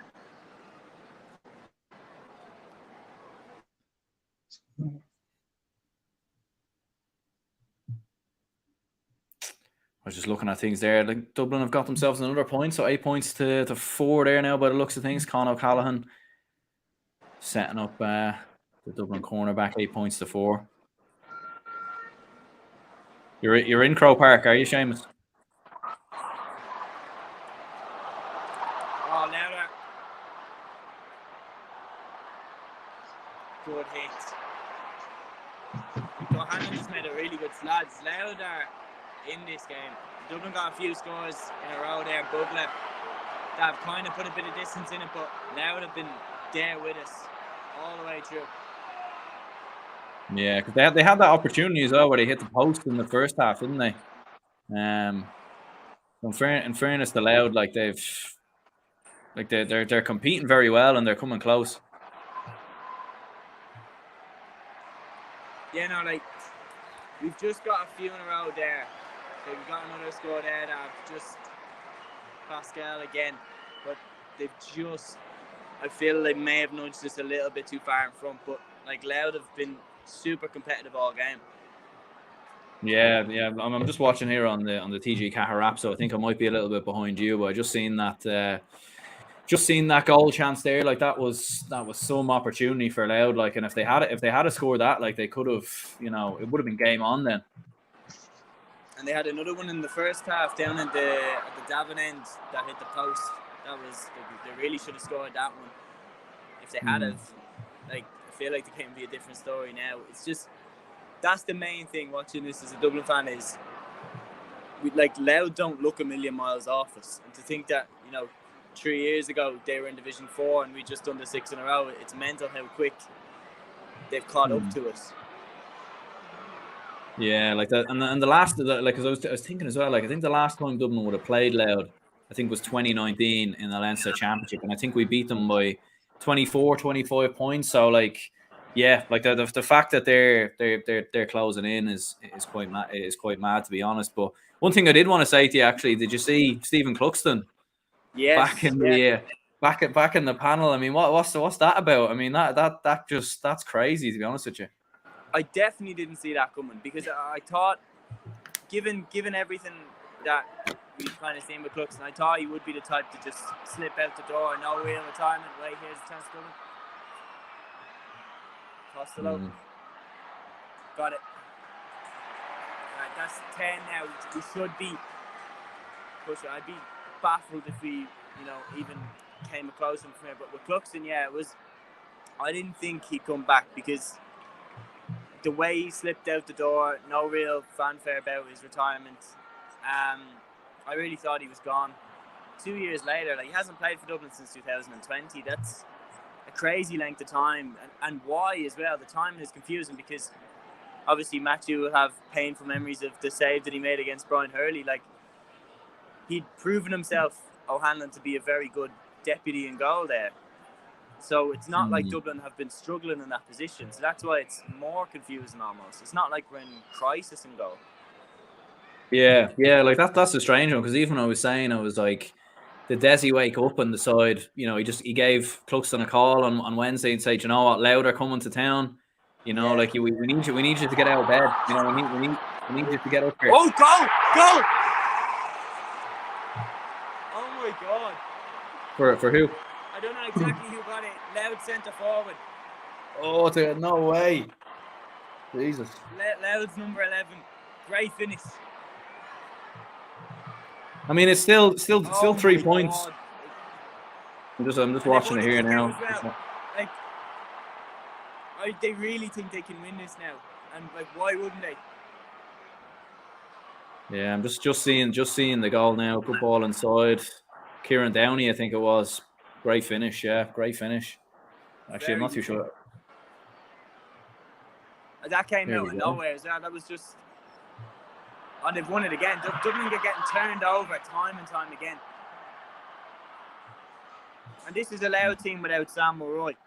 And multiple times in the first half, I was thinking if Mulroy had taken that shot and if Mulroy had taken that free, he would have scored that one. Yeah, just looking at it there, it was actually Liam Jackson who got the goal there. So, Who's Jackson, was it? Yeah, Liam Jackson, yeah. Yeah, fantastic finish. And he's he's been covering, he's been picking up a lot of ball in the defence. He's been sweeping across a lot.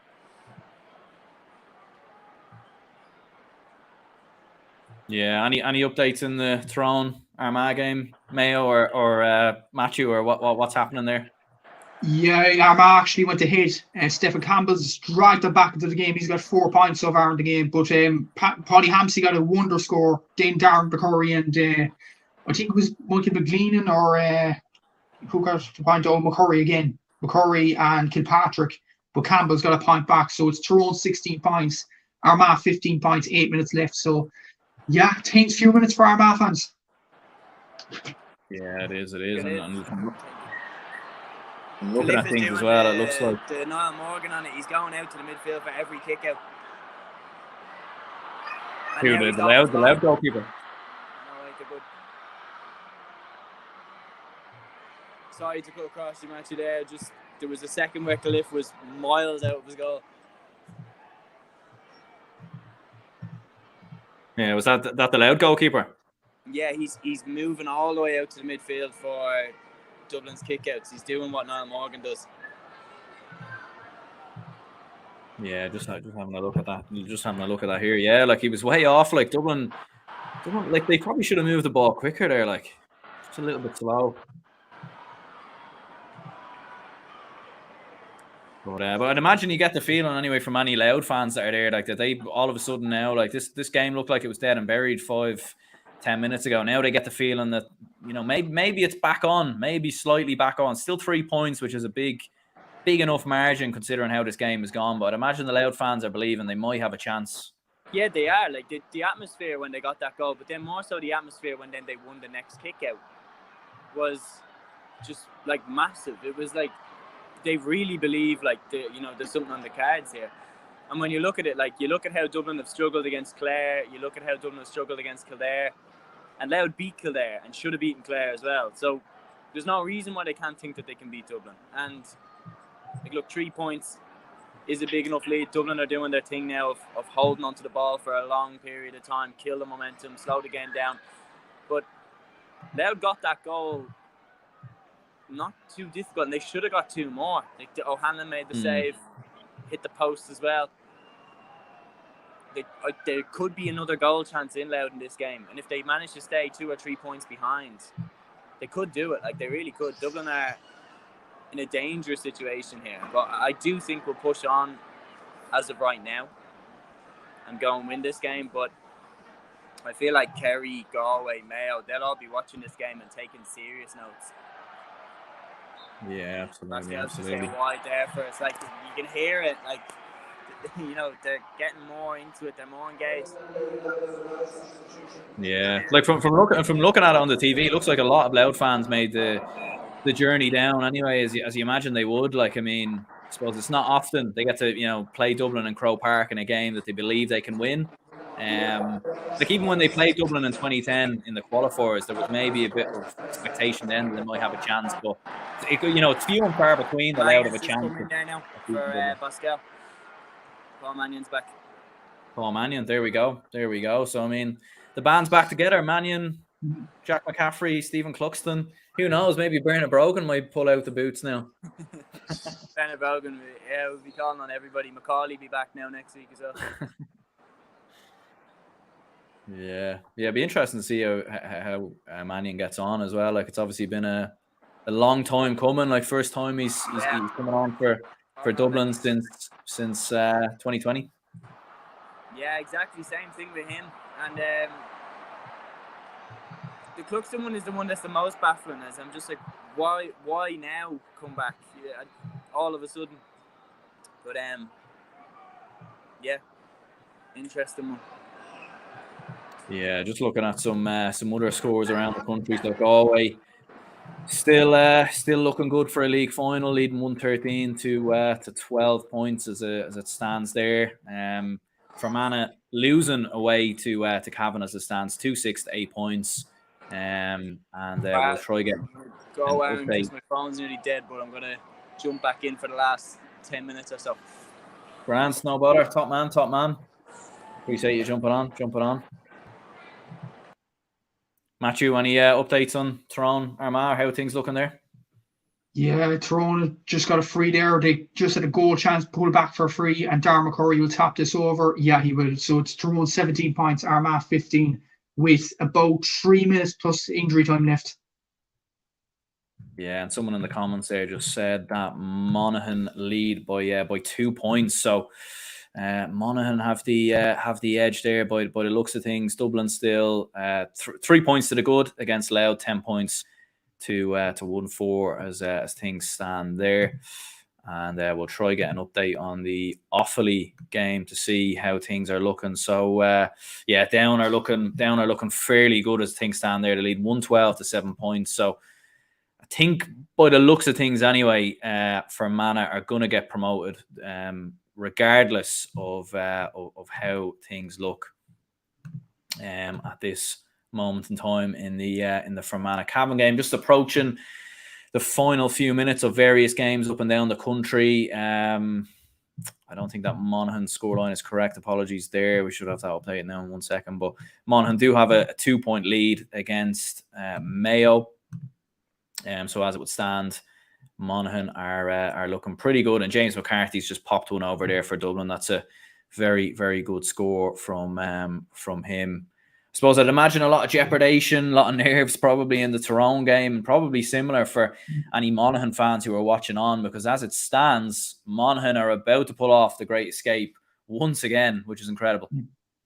It is, yeah, and Tyrone fans are setting off the flares here. So, yeah, I think there'll be massive celebrations at Tyrone, despite the fact Monaghan are staying up. But to relegate Armagh, I think Tyrone wanted to do that from the outset, and it looks like with about a minute and a bit left of normal time, they're going to do it. Yeah, absolutely. And Monaghan now have a 3-point lead as well. Dublin nearly got themselves a goal chance there, Louth, playing with fire a little bit. Cormac Costello's in the goal as it stands there at the minute, just down with an injury, looking to definitely looks in a bit of the stress there, but it looks of things. So hopefully all is okay.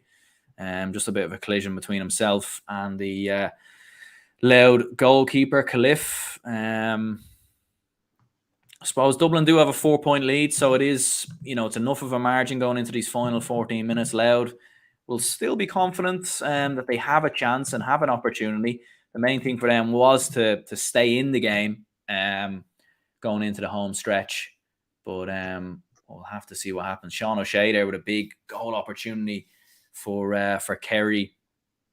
But a big save there by the Galway goalkeeper to keep that 3-point lead. The Galway goalkeeper, Bernard Powers, the man in between the sticks. Kerry will have a chance here. I don't know, is it at that stage yet where they just loop it in the square and try to go for a goal to level it? I think Sean O'Shea might go for the point. And I think he has done so. Interesting enough, with Roscommon leading as it stands, I think if this game ended up a draw, wow, actually, what a scoreline that is. Roscommon 21 points, Donegal 8 points. So that's I did tell you, Aaron. I did tell you that Roscommon would have them. Mental, but I think actually if the Galway Kerry game finishes a draw, I think Roscommon are in a league final. Or no, actually, I think Galway. Because they're on 9 points.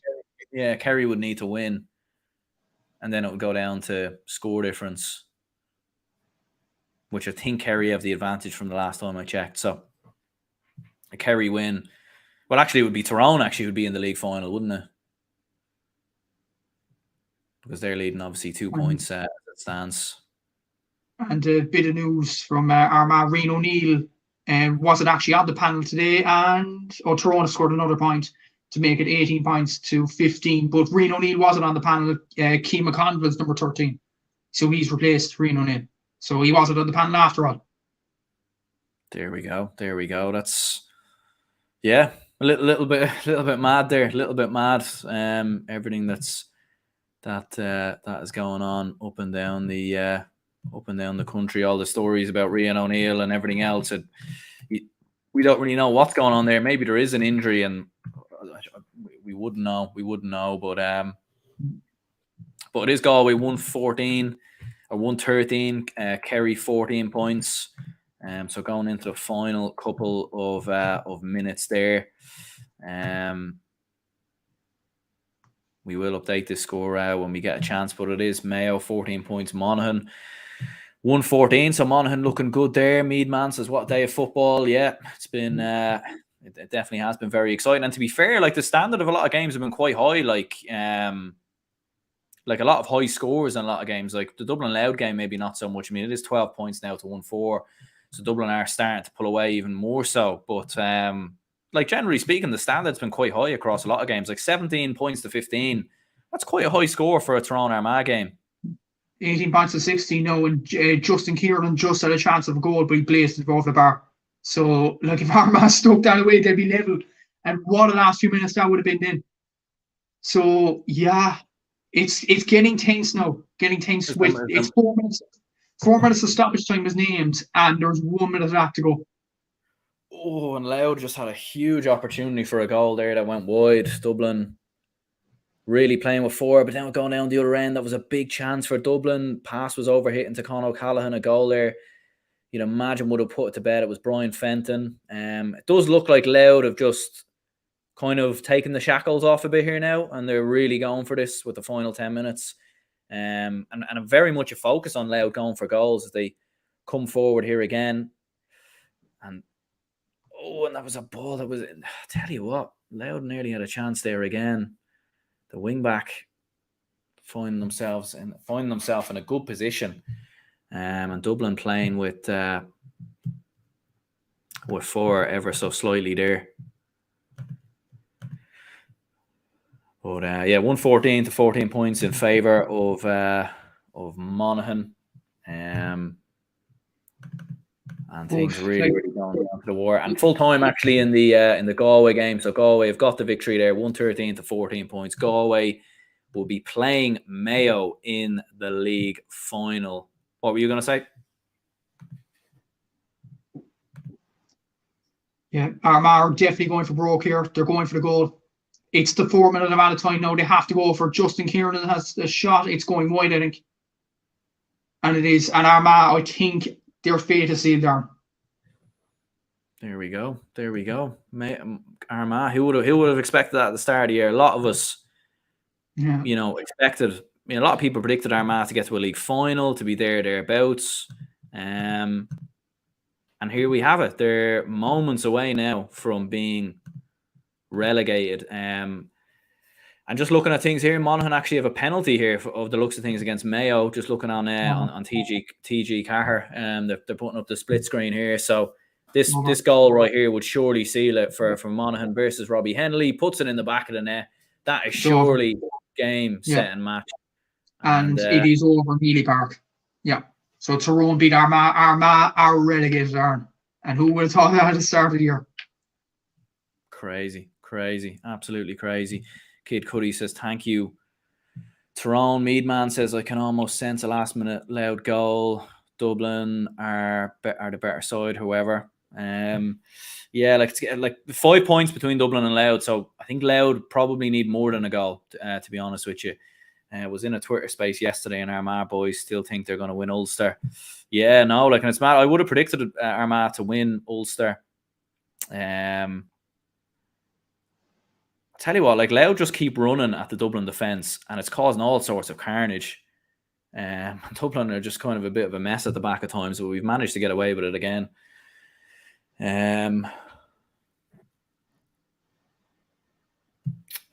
Galway won, getting that we didn't get to the gutting that we didn't get to the league final with the first year under new management, but great win and finally staying up again. Are Galway not in the league final? I'm pretty sure they are in the league final, or have I missed something here? They're in the league final. If they beat Kerry today, they're in the league final. Yeah, so Galway are in the league final. Yeah, so Galway versus Mayo in a league final. That'll be a very interesting game as well. A bit of a strange one, given the fact that those two sides are probably likely to play each other in a league semi-final as well. Yeah, exactly. It's incredible, really, and it's going to be some atmosphere in Croke Park. I just switched over to Louth and Dublin there. It seems like Louth have a chance. Oh, it's over bar. Oh no, it's not. It's wide. Jesus. Yeah. Louth just keep running at the Dublin defence, and they're creating chances. They are creating chances. I'm trying to get Louth get another goal. It's going to be a tense few minutes, I'd say. Yeah. Hopefully not, but we'll see what happens here. Dublin have more than enough chances to get a goal themselves. And Louth now, their goalkeeper is almost playing as a midfielder. Oh, that is criminal stuff there. That's very poor from Paul Mannion. I mean, he had wide. Yeah, I could see. Yeah, he's obviously going for the point, but we could have nearly worked a goal chance there. The goalkeeper was nearly playing as a midfielder, but yeah, Dublin making another change. Ross McGarry's coming on for Sean Bugler. Fairness to Sean Bugler, he's actually playing well. Yeah. Cripple says I'm talking about Roscommon. Thought I'd get another trip to Croke Park. Oh, yeah, fair enough. But look, Roscommon finished with 4 wins, 8 points. I think Roscommon fans can be very, very happy with how things have gone. And we will try to get a final league table up on the screen as well when we get a chance when the Dublin Louth game ends and everything else. But here come Dublin now. They've turned Louth over. A chance to finish the game. And they do get a point. That's a good point there from Dublin. And it was one of the Dublin substitutes who came on there as well who pops it over. So 13 points to 1-4 is the score there. So Dublin 6 points in front with 5 minutes. Surely Dublin aren't going to mess this one up, you'd imagine. Yeah, they shouldn't do. No, was it 6 points up? Yeah, I think. Yeah, but fair play to Louth. They actually put you up to Dublin today, so they can have to give credit to them. And yeah, pretty good showing.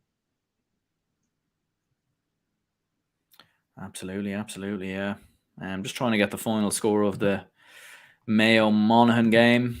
I know Monaghan have, with that late penalty, they have won the game, but I'm trying to find the final score. 2-14 to 14 points is actually how it's ended there. It's finished, isn't it? Yeah. So fair play to Monaghan. Like, they stayed up with, there was 6 points to spare in the end there in that game. Fair play to them. Like, you have to give them a lot of credit. Like, how many times did they, like, I predicted them to get relegated. I think you did maybe as well. I think a lot of us predicted Monaghan to go down at the start of the year, and once again they've found a way to stay up. Like, they keep proving us all wrong. Yeah, it's an incredible achievement. And for Armagh, like, going back to Armagh for a minute, like, so much progress being made last year, and just to go down to Division 2 again. Like, I'd say their fans would be feeling sick after that. But Monaghan, they keep doing it and doing it. That's, 2015 now. So that's nearly 10 years of Division 1 in a row. That's incredible. Fair play to Monaghan. I have to say, and applause to them. And they're probably everybody's second team because of the work they're doing up there for such a small population. But from Armagh's point of view, I think they'll be absolutely sick after this evening. Yeah, and what about this for a turnaround? Fermanagh now leading Cavan by a point there going into the final couple of minutes. They lead 112 to 2-8. So a late turnaround. It's been a common theme for Fermanagh this year to get late goals, late points, and that has definitely been the case. A goal by Ulton Kelm there up for Fermanagh, and a couple of late points from Ryan Jones and Ryan Lyons. Now, as it actually stands, like, Down are comfortably beating Louth or comfortably beaten Offaly by the looks of things there. We've Seamus back with us here. Looks like it's all done and dusted anyway. Looks like Dublin are comfortable here now going into the final few minutes. Yeah, I mean, we've got a few nice points that kind of just pushed us. Mannion got the last one. And just pushed us just a little bit too far ahead. All of a sudden, the gaps become 7.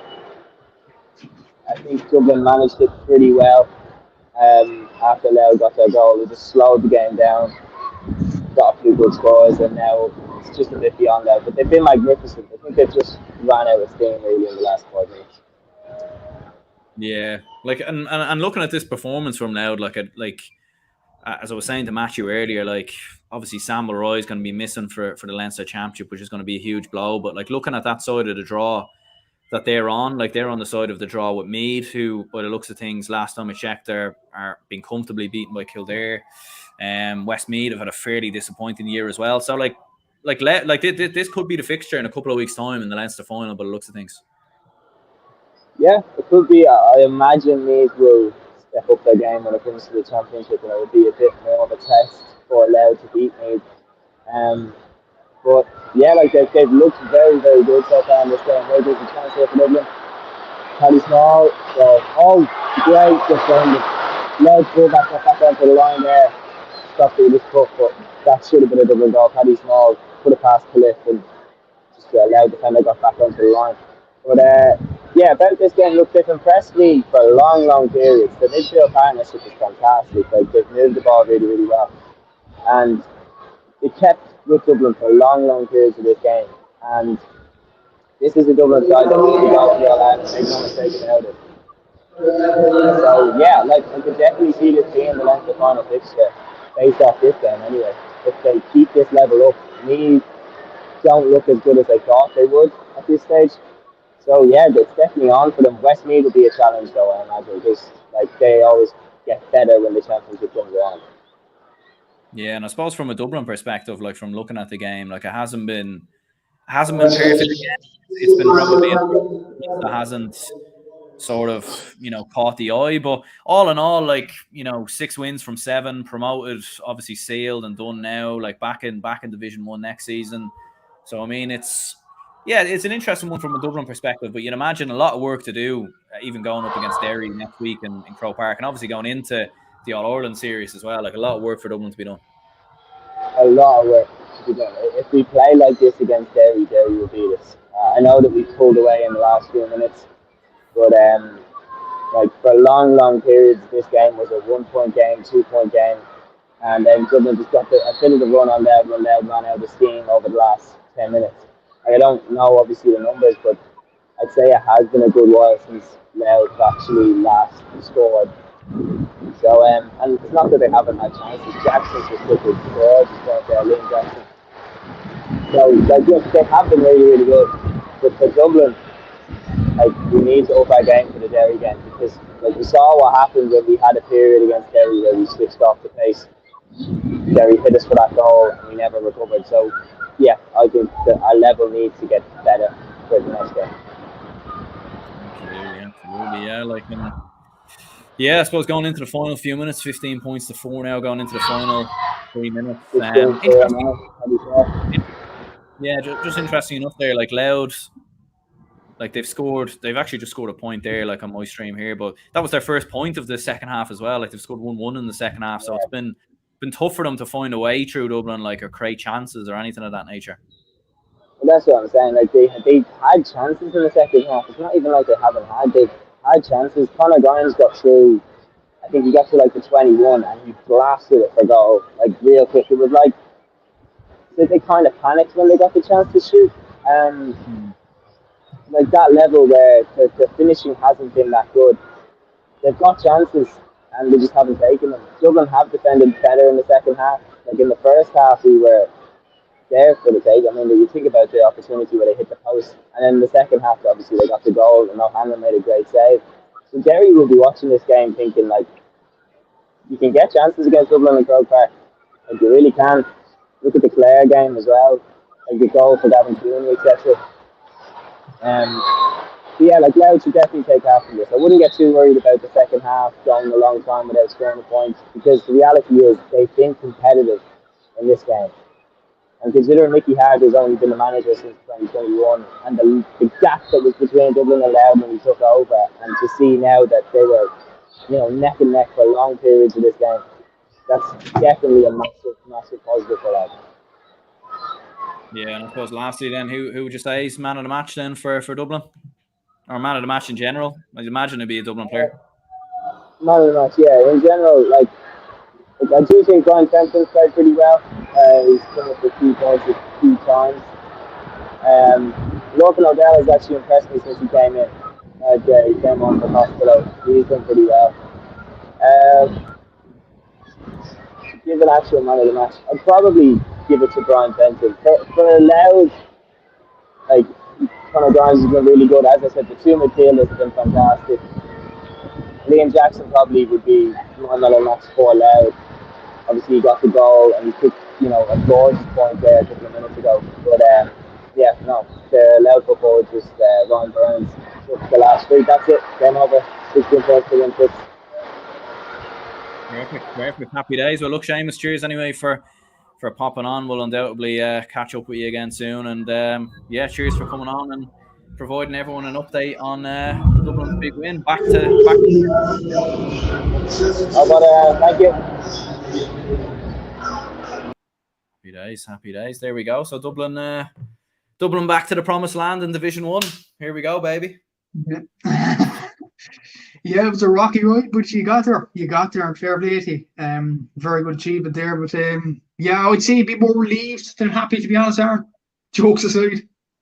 Yeah, no, I think so. Like, I think fair play to Louth. Like, they've done an extraordinary job over the last couple of seasons, and Mickey Hart's done incredible. But I think when you look at the Dublin players that we have, the Dublin team that we have, I think anything short of promotion would have been, just a bit of a mess, really. And, in fairness to Dublin, we certainly won't go into Division 1 as one of the favourites next year on the basis of how we performed in this league. There might even be some people, depending on how we get on in the championship, like we'll see what happens there. But there might even be some people that might predict us to get relegated, to be honest with you, especially when you've got Derry coming up and everything else. So it's been far from perfect there from a Dublin perspective. But pretty much all the games are pretty much wrapped up. We'll run through a final division table in just a moment. But the game has finished. Dublin 16 points, Louth 1-6, and just looking at things there, big turnaround there for Fermanagh,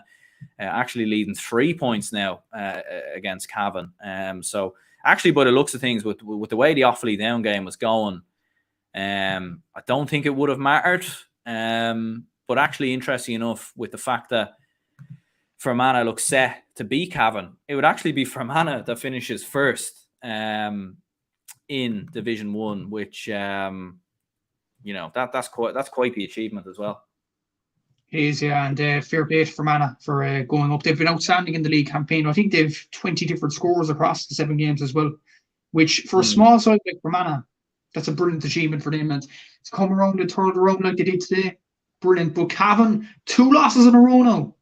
I think they might be worrying, momentum might be gone out of their sails, and go into the Ulster Championship where there's a realistic objective of getting to the final, looking at Armagh and Donegal's performances especially.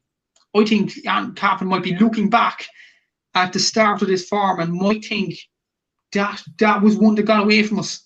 They might be thinking that way, but I could be wrong. But look, that was a big opportunity for Cavan to get back on the horse. And if they lose next week against Fermanagh, that's 3 losses in a row. And that's not good going into the Ulster Championship. Yeah, and the game has officially finished there as well in Breffni Park. So Cavan 2-9, Fermanagh 1-14. So Fermanagh have done the job. And it did finish 18 points to 16 for Tyrone, wasn't it? It was, yeah.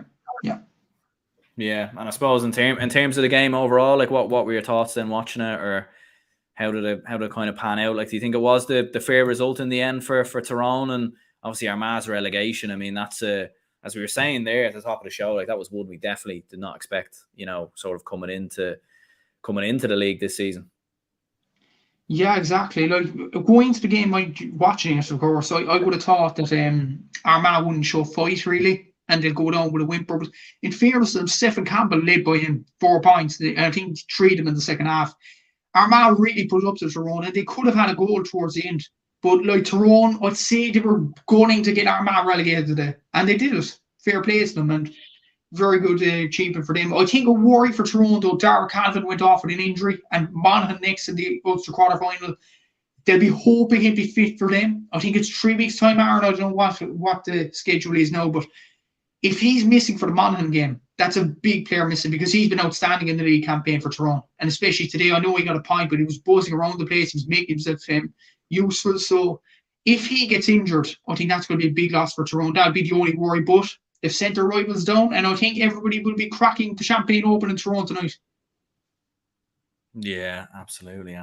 Like, I think, like, I mean, from an Armagh perspective, as you were saying, like, I mean, it's been such a disappointing season. Like, I know, as you're saying today, they probably played all right. Like, they finished with 16 points and, pushed their rivals quite well, and obviously didn't have Rian O'Neill and had a couple of injuries. But I suppose when you look at the overall big picture from an Armagh perspective, like, it's hard to know really what's sort of gone wrong there. And like, looking on social media, a few Armagh fans are saying that maybe it's time for a change, and time maybe for a different manager to come in. Obviously, Kieran McGeeney's been there, 7 years now, 7-8 years, and obviously, a lot of them will still fancy themselves going into Ulster, but things don't look right. And obviously, all the murmurings during the week about Rian O'Neill and different things happening, it's hard to know what was actually going on. But relegated back down to Division 2, it seems like a huge backward step, considering where Armagh were this time last year.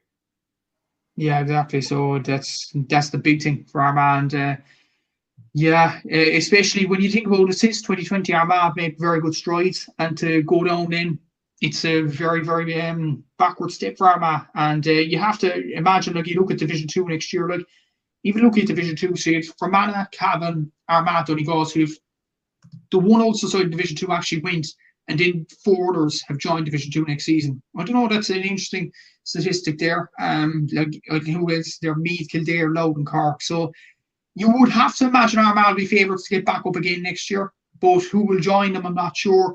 But then again, the Division 2, we've seen over the past few years is the dogfight. You look at Louth this year, they're definitely going to put up more of a chance with Sam Roy back in the team. Meath will definitely gain experience. Kildare can't be as bad as this year. So still, it's going to be a big ask for Armagh to get back up, even if they're favourites for next season. Yeah, absolutely. And I suppose from a Tyrone perspective, I mean, that's 3 wins now on the bounce. Beat Kerry, beat Monaghan away, now beat Armagh. They were a team that I think a lot of us were saying were, clearly regressing, and maybe things weren't working with the management. We always said that Tyrone had the talent and the players there.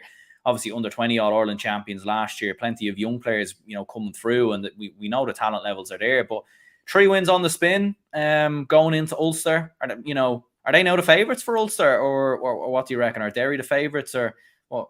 How would you see things there? Because this is another big win for Tyrone, and 3 wins in a row, and all of a sudden things are looking quite rosy in the garden once again for the Red Hand County. They are, yeah, but at the same time, Monaghan is going to be the acid test in the first game in Ulster. That's going to be the big game in the quarterfinal, and I think Tyrone are performing well. But if they were on the other side of the draw, I'd definitely give them a chance. But they're on the side of the draw with Monaghan, who got a big win against Mayo today, and Derry, who have been flying form in the Alliance League, and they've been outstanding. So I find it hard at the moment to see how Tyrone beat Derry.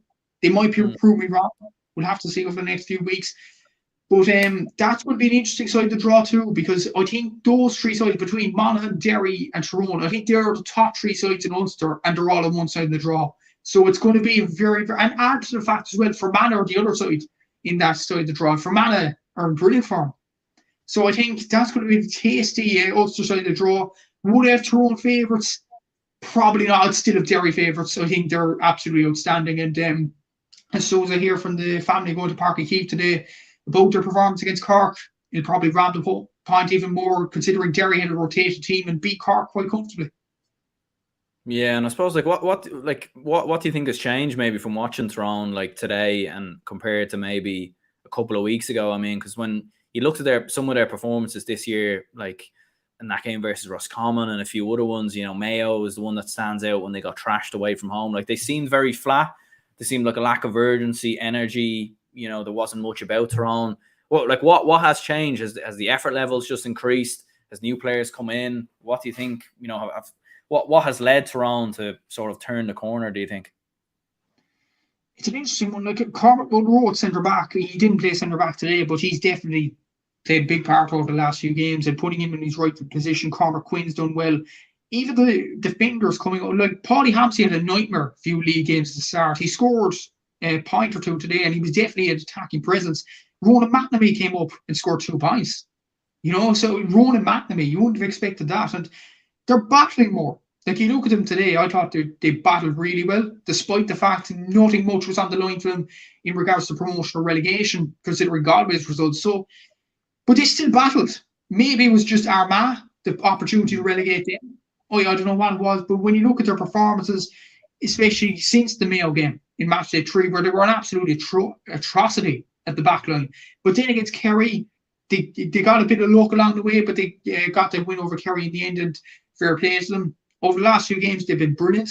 Against Monaghan as well, when they needed to get a win, they got a win. So I think Tyrone, they've definitely turned their season around, and fair play to them. Maybe I think it's more of an effort issue, to be honest, but you look at the effort today, it was definitely there. They were going to challenges hard out, and they're absolutely outstanding today. And will that continue for the Monaghan game? I don't know. We'll have to see over the next few weeks. But I think Derry, if they get past Monaghan, of course, will be the acid test to see have they really progressed as a team.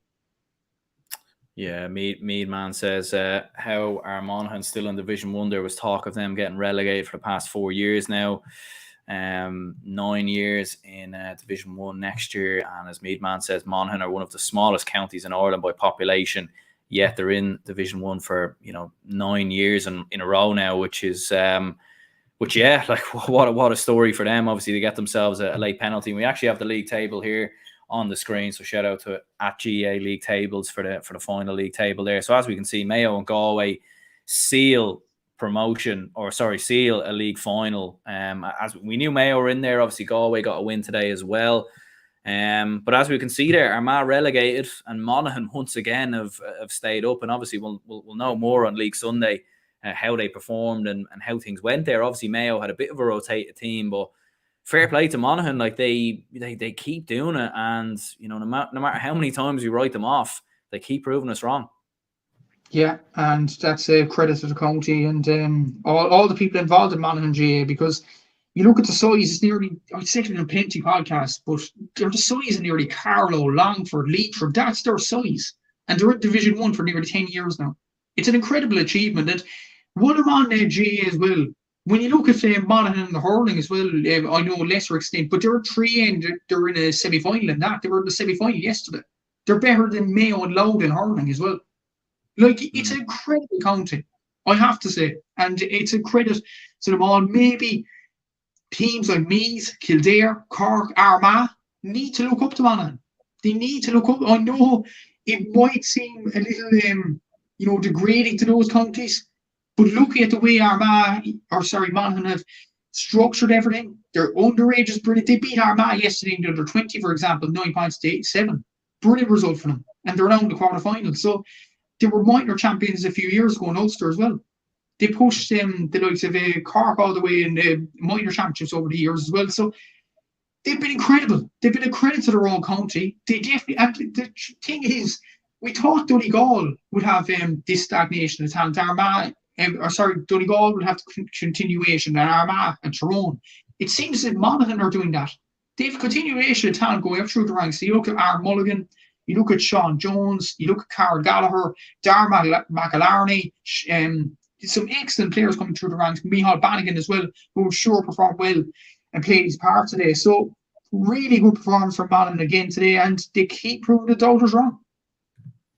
Yeah, and we'll have a look at how the Division 2 table has finished. Just reading through the scores from Division 2 today. So it was Dublin 16 points, Louth 1-6 was the score there, and we'll get some of the other scores up there. The app has just frozen on me there, but this is the Division 2 table, how it looks. So obviously Derry, as we very well know, were already promoted. Dublin have sealed promotion as well, and I suppose the rest of the table we kind of knew at this point. Louth with 8 points, Cork and Kildare both finish level in the end with 6 points, but Cork do have the head-to-head record there, and Meath have finished 6th with 5 points. So obviously with Meath losing to Kildare, could be a possibility of them being in the Tailteann Cup, depending on how results go there. So, and there was a comment that came in here from Meadman, who says O'Rourke's tactics are brutal, hasn't a clue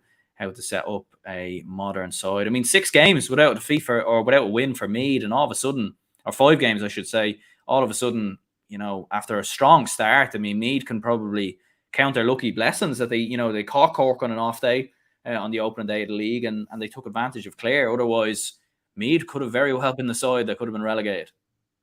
Yeah, exactly. And Meath, my God, first 2 games, they were ridiculing my predictions and things like that. And they were saying we're going to a promotion chart, and 6th place.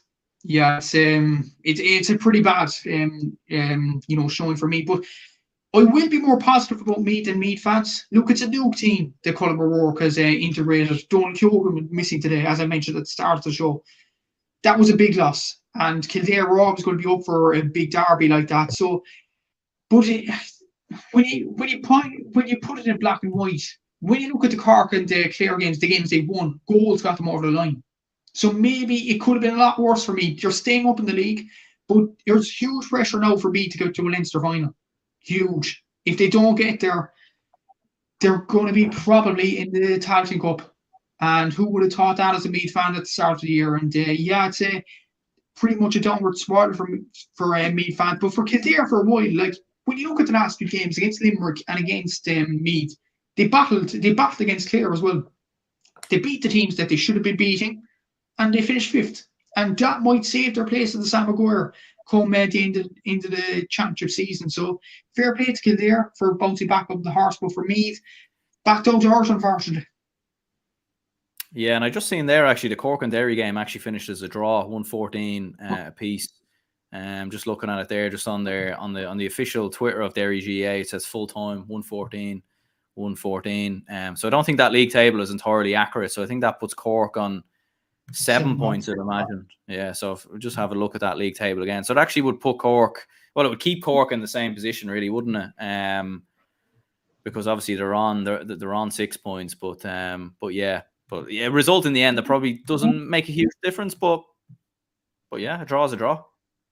Yeah, didn't expect that. I'd be interested to see the chronological events of the scoring. Like, did Cork come back or from a large margin or something? It seemed that way. So fair play to Cork. And when you think about Conor Glass and all them were on the bench for Derry, I thought Derry would, ramp up the pace towards the end. But it didn't look that way. Cork looked to have done that. So fair play to the lads for getting a draw. And that will stand to us going to the championship for the Clare game later on in the year. But we're playing Clare now in 2 weeks. Win that game, and we're most likely in a Munster final. We should beat Limerick. So, look, 7 points, a point behind Louth. If we beat Louth last week, we would have been 3rd place. Look, it could have been worse. But no, and to think, I always say in this podcast up until now that we lost to Derry, and then draw. What happened? Seriously, what happened towards the end? I'd love to know. Absolutely, yeah. And we will get the final table in Division 3 in just a moment's time. But looking at the final score in the Kildare Meath game, so finished 13 points to 8 in favour of Kildare, and Clare, an absolute hammering of Limerick there, 218 to 9 points. So that's quite the finish there, and definitely puts Clare on a bit of a good note going into Division 3 and possibly going into the Tailteann Cup as well, depending on how they obviously get on in the Munster Championship as well. And just looking at the Division 3 table then, in terms of how things have finished. So Fermanagh, think they got on to 12 points by the looks of things there, I think. So I don't know if this is entirely accurate there from GAA league table, because I think they won 6 and lost 1, I think, would be my recollection of things there. But either way, regardless of what's happened, Fermanagh and Cavan are both promoted, and obviously Tipperary and Longford both go down. Longford actually beat Antrim, interesting enough, earlier today, but unfortunately, that was enough. And I think I heard, I don't know if this is entirely accurate, that Tipperary beat Westmeath, I think, by the looks of things. I don't think they did, though, looking at what's the score there. So I don't know. I like a GAA. Yeah, it says in league tables 3 points, and I'm thinking Tip beat Westmeath, so. But yeah, I'm having a look here though. It says 113 to 10, so I don't know. I think some of them league tables might be slightly inaccurate there. But sure, look, to be fair, it's a hard thing to do. It's a hard thing to do, so we won't begrudge anyone.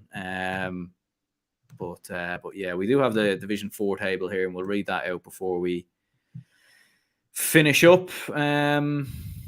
Obviously, the Division 4 games, as we know, finished a little bit earlier, and obviously it was a big result for Sligo, who got themselves a win versus Leitrim, wins as well for the likes of Wicklow, Laois, and I think Wexford might have got themselves a win as well. So we see there Sligo and Wicklow both promoted from Division 4. So I suppose that probably wraps it all up. Obviously, crazy day of scores, of drama. I suppose, Matthew, what was your highlight of the day, maybe, in terms of all the results, all the games coming in? Jeez, it's hard to know, really. Probably the Monaghan. You have to say Monaghan beating Mayo. Incredible achievement for them to stay up, and at least Armagh from their point of view, put up a fight today against Tyrone. But yeah, it has to be Monaghan's result against Mayo. Brilliant result. Perfect. Well, look, we'll go ahead and wrap this up here. We'll be recording my own match reaction for the Dublin and Louth game. That'll be out in about 20 minutes' time. So make sure to tune in for that. And obviously plenty more videos and everything else coming soon. So anyone who did tune into the stream, very much appreciate it. If you could hit the like button and subscribe, that'd be absolutely brilliant. And let us know your thoughts, your opinions on a lot of the games this weekend as they happened. There will be a review show out tomorrow as well, so make sure to tune in for that. And Matthew, cheers very much for coming on. Much appreciated. Thanks very much, Aaron. Happy to help, and delighted to be part of the final score live stream today. Perfect. No, it was much enjoyed.